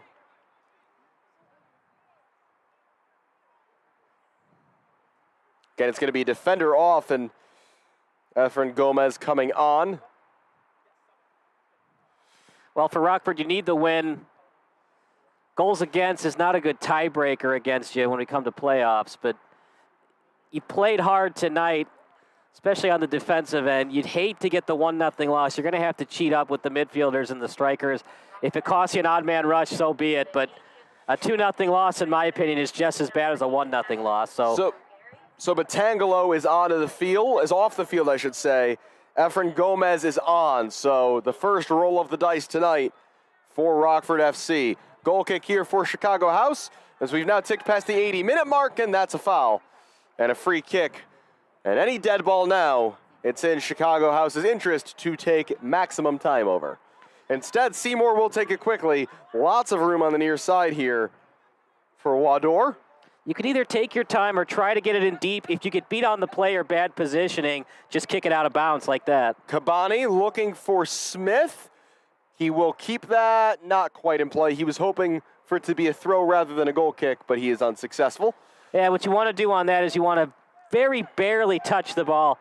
If it gets stolen, well, it probably won't anyways because you beat the defender to the corner. Just tap that ball so it finally goes out of bounds on the sideline. Another sub getting ready for Chicago House. Number 22, John Alzate, receiving some instructions on the bench at the moment. Alzate, a native of Medellin, Colombia. And now conditioning comes into play. Do you have it for the last 9 minutes? When you played conservatively in the first half, does that mean you have energy the last 9 minutes? We'll see. Wador with the throw-in. Smith right back to Wador. Taking it away was Gomez, free kick, Rockford. Yeah, silly play. You know, that's going to be called every time. Basically what you want to do is if you get beat, get back on defense. Don't force yourself into a spot where a free kick is going to be called.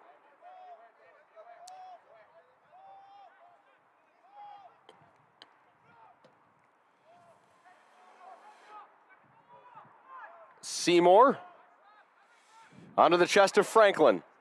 Franklin able to turn, bit of a heavy touch, but still going, Franklin. Putting pressure on the defenders now.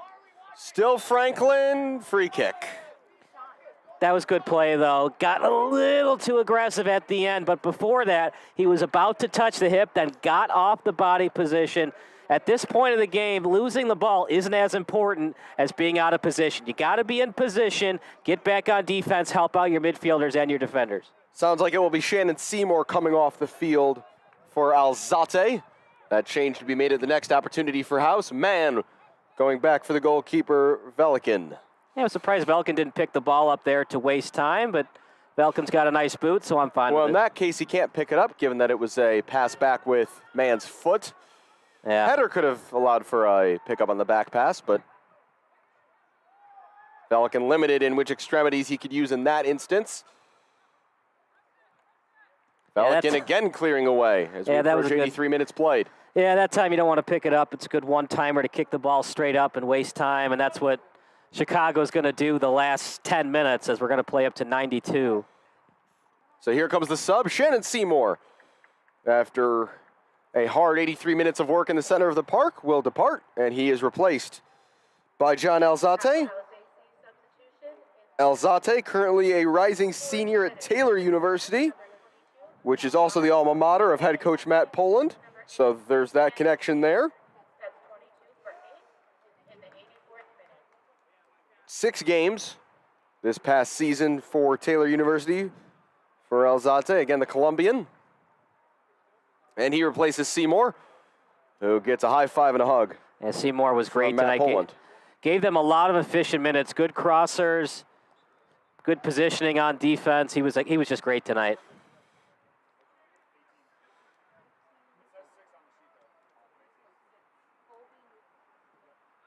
Oof, yeah, and a collision there. Free kick for Rockford. Chicago's pleading for a flop, but nah, he got ankle of the Rockford house. Rockford preparing another sub. Colby Newquist, the man who's going to be coming in. Terrible pass. Pressure on here by Franklin. Got a touch to it. No teammate, though, to pick it up. Gomez. Taken away by Franklin. Wador was fouled. Free kick. Got no choice, though, if you're Rockford. We're now at the 84th minute. You're going to have to do that. Now, don't grab the neck, obviously, but you're going to try to tap the hip a little bit and see if you can get away with one. Lots of time here for House on the ball. Wador looking ahead. Kabani, the goal scorer, sends it long toward the corner, and that's going to be a throw-in. Was it a deflection? It was, says the referee. Throw-in for Chicago House, down by the corner flag. 85 minutes on the clock now here at Stewart Field. House looking to hold on to a one-goal lead on a 71st minute strike by Kabani. Know where your last defender is. No need to cheat up on offense. Know where the opposition is. If you get beat, kick it out of bounds.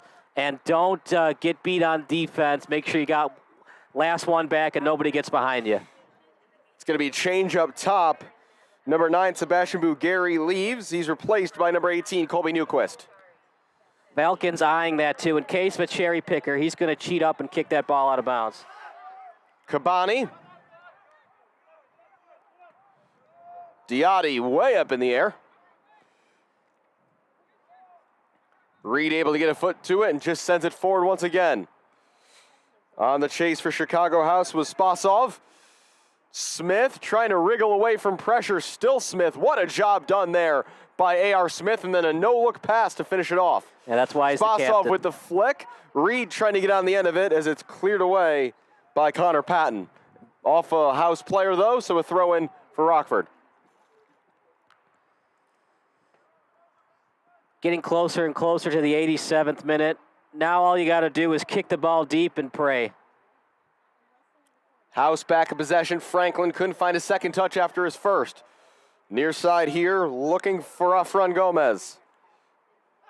Gomez down the line. Long run here for Bisoga. Cut out by Chicago House. Sliding in went Gomez. House throwing. 86:42 played. Time running out here for the visitors. If you're Chicago House, know where Valken is. If no teammates are around you, a little backwards kick back to Valken isn't the worst thing in the world. Sliding challenge in there. Diatti didn't get it off the feet of Manriquez. Manriquez still dancing. Manriquez to the near side. Bisoga. Bisoga can't get a cross off. Plays it back. Back into the middle. Flicked up in the air and away by Batangelo, who I thought was off the field. Must have been a mix-up earlier with a substitution. I didn't think number 4 was still part of the game. Believe it was, in fact, Evariste Kakosi, number 12. No, he's also still on the field, so I'm not even sure. You know, sometimes who at subbed this off earlier. Sometimes at this level, Alex, they lose their jerseys, so number 4 might actually be number 2. And you wear your buddy's backup jersey, his practice jersey. Spasov coming forward. Alzate.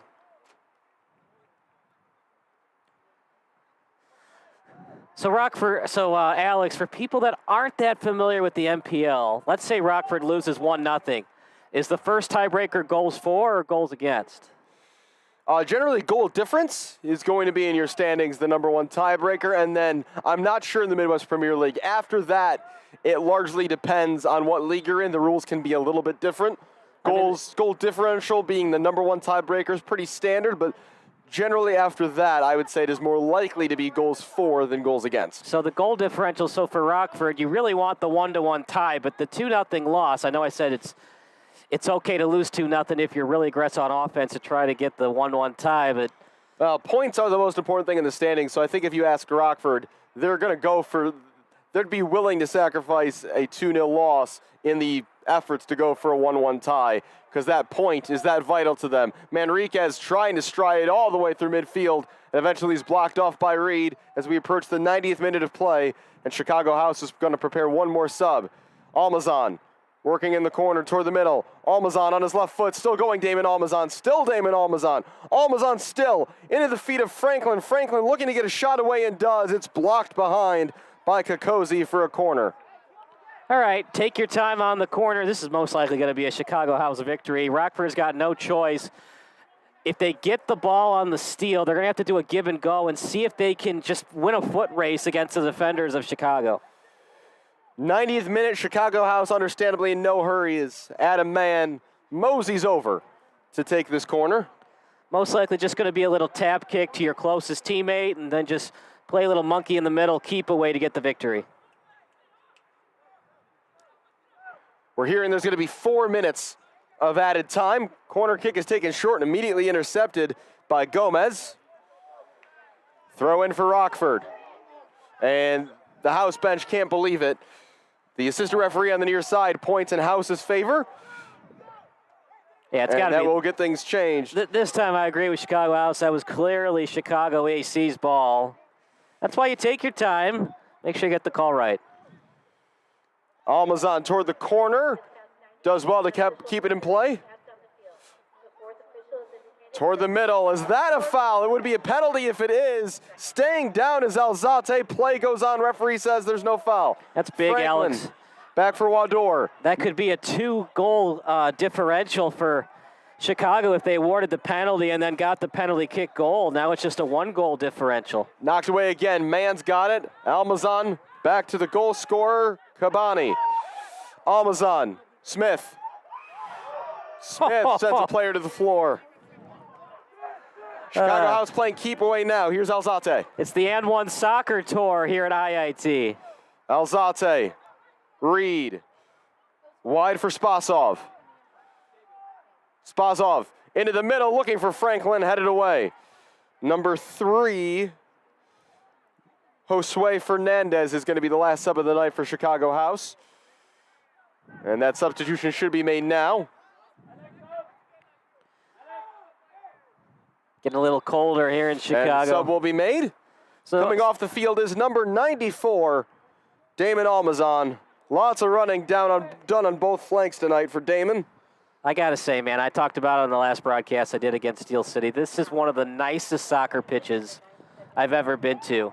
Besides Stewart Field, what other fields do you like, Alex? I mean, as far as the standard of college soccer in the Chicago area is UIC, which is a true grown grass field. It's where the U.S. men's national team has trained in the past. The Mexican national team has trained there as well. So in terms of in the Chicago area, the pinnacle of soccer fields is the home of the UIC Flames on the near southwest side, not too far from here. Got to give credit to them. But as far as turf fields, this one is in great shape here, Stewart Field at IIT.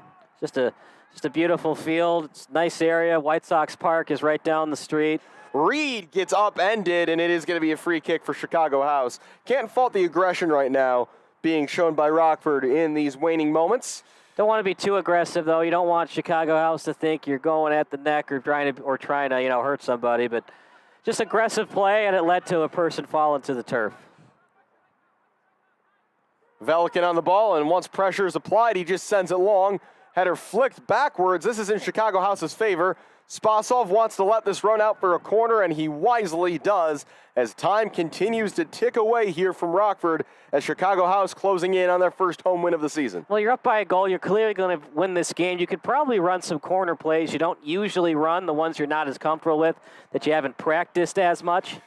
And Mann's eventually going to go over to take this. Again, Chicago House in no hurry right now. And Mann indicating that he's going to take it short to Franklin as the referee gives a shrug, but it's only wasting more time by the referee taking issue with how long it took to take this corner and is taken short. Here is Franklin, the big body in the corner. Converged on by 3 different defenders. Now Mann's getting involved. It's a throw-in for Chicago House. Time continues to tick away here in stoppage time. So on our clock, we've got 48-24. They gave a full 4 minutes. So a Next out-of-bounds minimum play of should do 4 it. minutes having to be played, and I can't imagine we're going to see it go much past that. Referee urging Chicago House to hurry it up. And again, it's going to be Franklin trying to keep it in the corner, working along the end line. It's out for a goal kick. This is going to be the last chance here for Rockford. No time left. They've got to get everybody forward looking for a miracle of a goal. Davenport to take the free kick. Davenport sends it long. Headed on. Referee takes a look at his watch. Matt Poland's been keeping time. He says 4 minutes has passed. Trying to send it forward here is Bertine Bugari. And there is the full-time whistle. Final score, Chicago House AC 1, Rockford FC 0. It is the first win of the Midwest Premier League season here at home for Chicago House, who now move to 2 wins and 1 loss on the season. And Kyle, it was a gritty performance tonight, but they found the goal, and they were able to close this one out for a big 3 points. Yeah, big 3 points for Chicago House AC. Came off a corner. That's what happens. When you keep the ball in deep, you make it tough on the defense when they have to do that all night long. They knew Rockford didn't have a lot of subs. They maintained the pressure, got the corner kick they wanted. A beautiful ball off the corner leads to a goal and a 1-0 win, well-deserved for Chicago House AC. Again, Chicago House's next home game is Sunday at 5 p.m. against, I believe, Berber City, against the Iowa Raptors, my mistake. I had never heard of the Iowa Raptors before I saw that on the schedule, but they'll be coming to town here at IIT on Sunday. Again, that is Sunday at 5 p.m.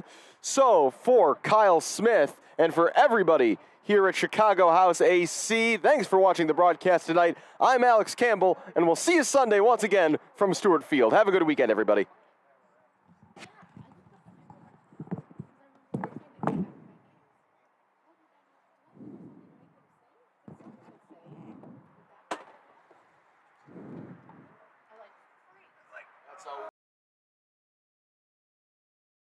Sports Broadcast Solutions is a broadcasting network for everyone. Let SBS broadcast your sporting event. We have experience and can generate excitement and permanent digital memories for your team. Tonight. That time, finally a goal for the Stampede! We have professional videographers using high-definition modern-day cameras, color analysts, and play-by-play announcers with state-of-the-art, classy graphical scoreboards to keep you updated. Plus, we have commercials to advertise your team, club, or sponsor, and us. Plus, we do pregame and postgame interviews. Hi, everybody, and welcome to the postgame show brought to you by Marion Central Catholic. My name's Kyle Smith, but my name doesn't matter. These young ladies matter. It's senior night as the Hurricanes win a battle down the stretch, 48-46. Hi, I'm Carrie Kramer. I swim 50 breast, 50 free, and 100 back. Whatever your sports broadcast needs, we are at sportsbroadcastsolutions.com. Check us out and become part of the digital sporting world.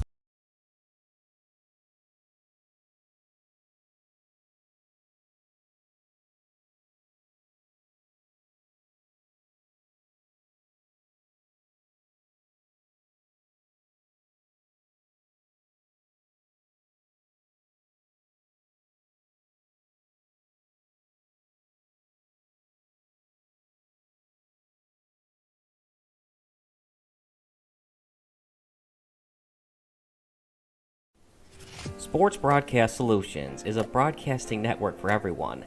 At SBS, we offer a professional broadcasting experience for the non-professional athlete. Just like the pros, we offer everything for you. Play-by-play commentary. A no-hitter at Kane County Stadium. 15 strikeouts, 1 walk, 1 error, and that's it. Color commentary, highlight reels, recruiting videos, and much, much more. Unlike our competitors, we zoom in on the action and always have a live scoreboard with a live time code. If you're ready to have your next sporting event feel like CBS Sports, then make sure to call Sports Broadcast Solutions today. Our phone number is 330-957-7653, or you can go online to sportsbroadcastsolutions.com. SBS, a broadcasting network for everyone.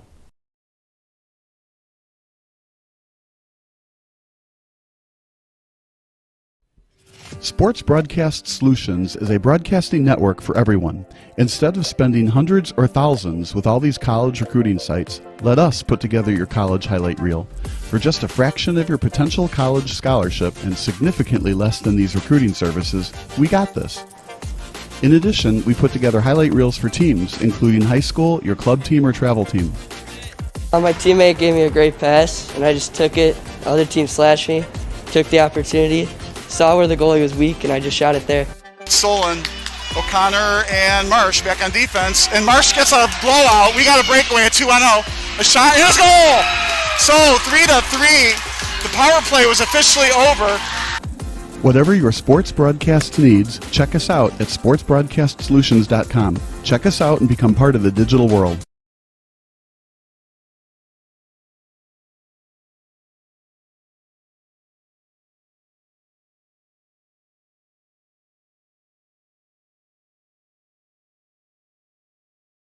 This is tomorrow.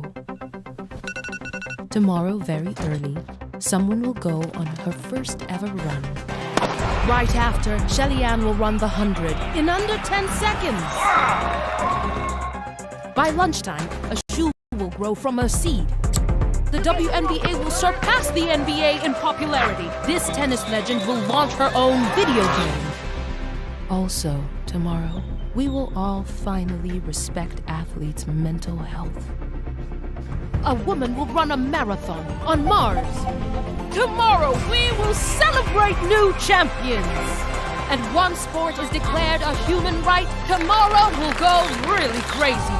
Marie Antoinette will score 7 in 7 minutes. Guy will land a 16-20. LeBron will score 120, and I don't know what this is, but it looks amazing. Of course, the internet will break. Well done, tomorrow. Can't wait to see what's next.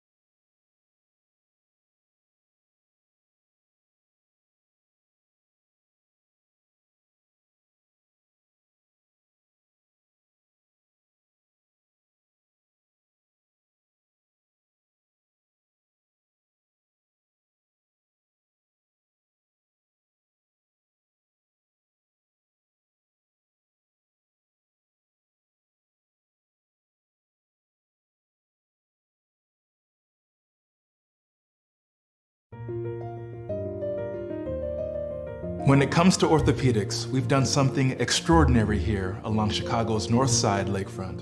We've gathered experts in every orthopedic specialty to create the Chicago Center for Orthopedics at Weiss Memorial Hospital. Weiss Memorial Hospital was the first in the Chicago area to receive the Joint Commission's Gold Seal of Approval for hip and knee joint replacements. From hips to hands, from spine to feet, our specialists offer surgical and non-surgical care for all types of orthopedic problems and revisions. If you're ready to start living without pain, the orthopedic experts at the Chicago Center for Orthopedics at Weiss Memorial Hospital can help. Request an appointment today.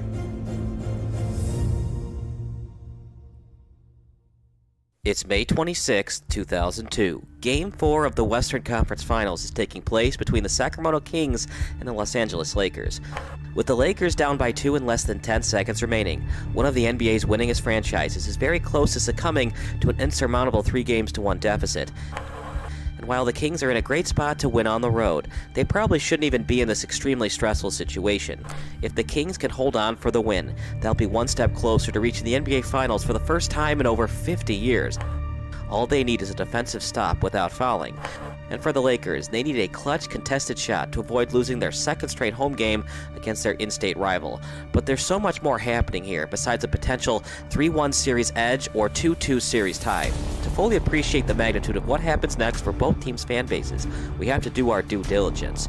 We have to research as much as possible. In layman's terms, we need to rewind.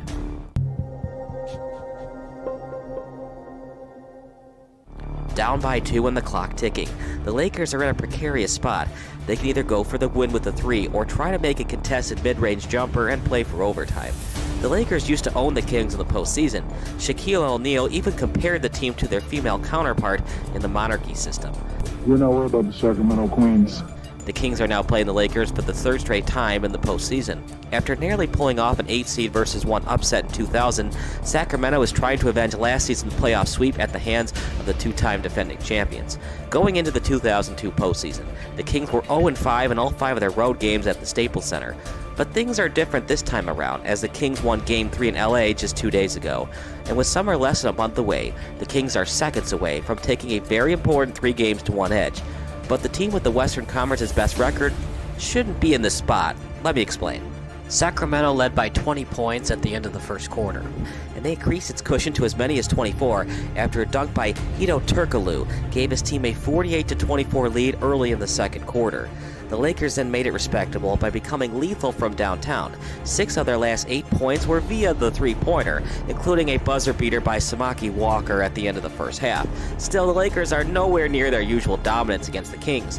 A 14-point halftime deficit is certainly better than 24, but with Mike Bibby scoring 15 of his 18 team-leading points away from the three-point line, the Lakers are basically getting destroyed off the dribble.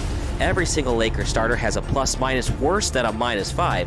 Devion George's 7 points off the bench are quite possibly keeping Los Angeles in the game, and for the Kings, they could practically smell a trip to the NBA Finals. All they have to do is hang on for the dub.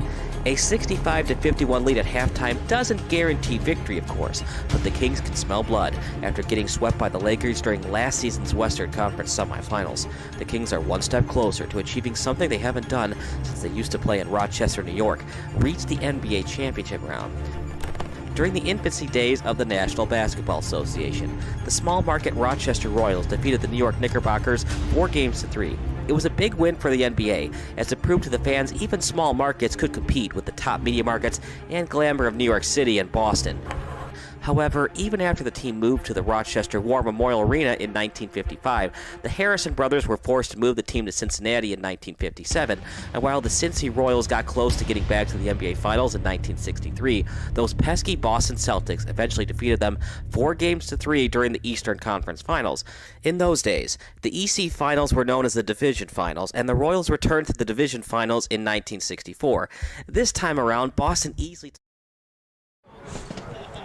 Here with the hero tonight for Chicago House AC, Naz Kabani scores the lone goal of the game in the 71st minute. Just can you take me through on that corner as Morris is curving that ball in? What are you seeing as that ball comes all the way through to you? Well, I mean, we practiced it in training the day before, just getting balls in the box in the right area, and then he just put a good, lovely ball in. I put my hand up, find me, and then I just placed it in with my left foot. Good connection, and it went to the back of the net. Scoring with your weak foot as a center back, what's that moment like when you're able to be the guy who makes that difference to get what ends up being the game winner? I mean, it's always good when the team wins, and then obviously when I'm able to score, it's even better. It's just a good moment, celebrating with the boys, and yeah, we're glad we got the win and move on to Sunday and get another win. First home win of the season, yeah, how excited does that make you guys, and then how do you hope that's going to roll into the game? I mean, it's much needed because we just need the confidence as a team. You know, you saw patches in there. We were able to play 1-touch, 2-touch. Sometimes we made mistakes. Sometimes we win the ball. But this takes into Sunday now. We just got to be better than this today, and hopefully I can get another game-winning goal on Sunday as well. Hopefully for Chicago House. Well, Naz Kabani, the man who made the difference tonight with the lone goal of the game from Stewart Field. With Naz Kabani, I'm Alex Campbell. Chicago House back at home on Sunday.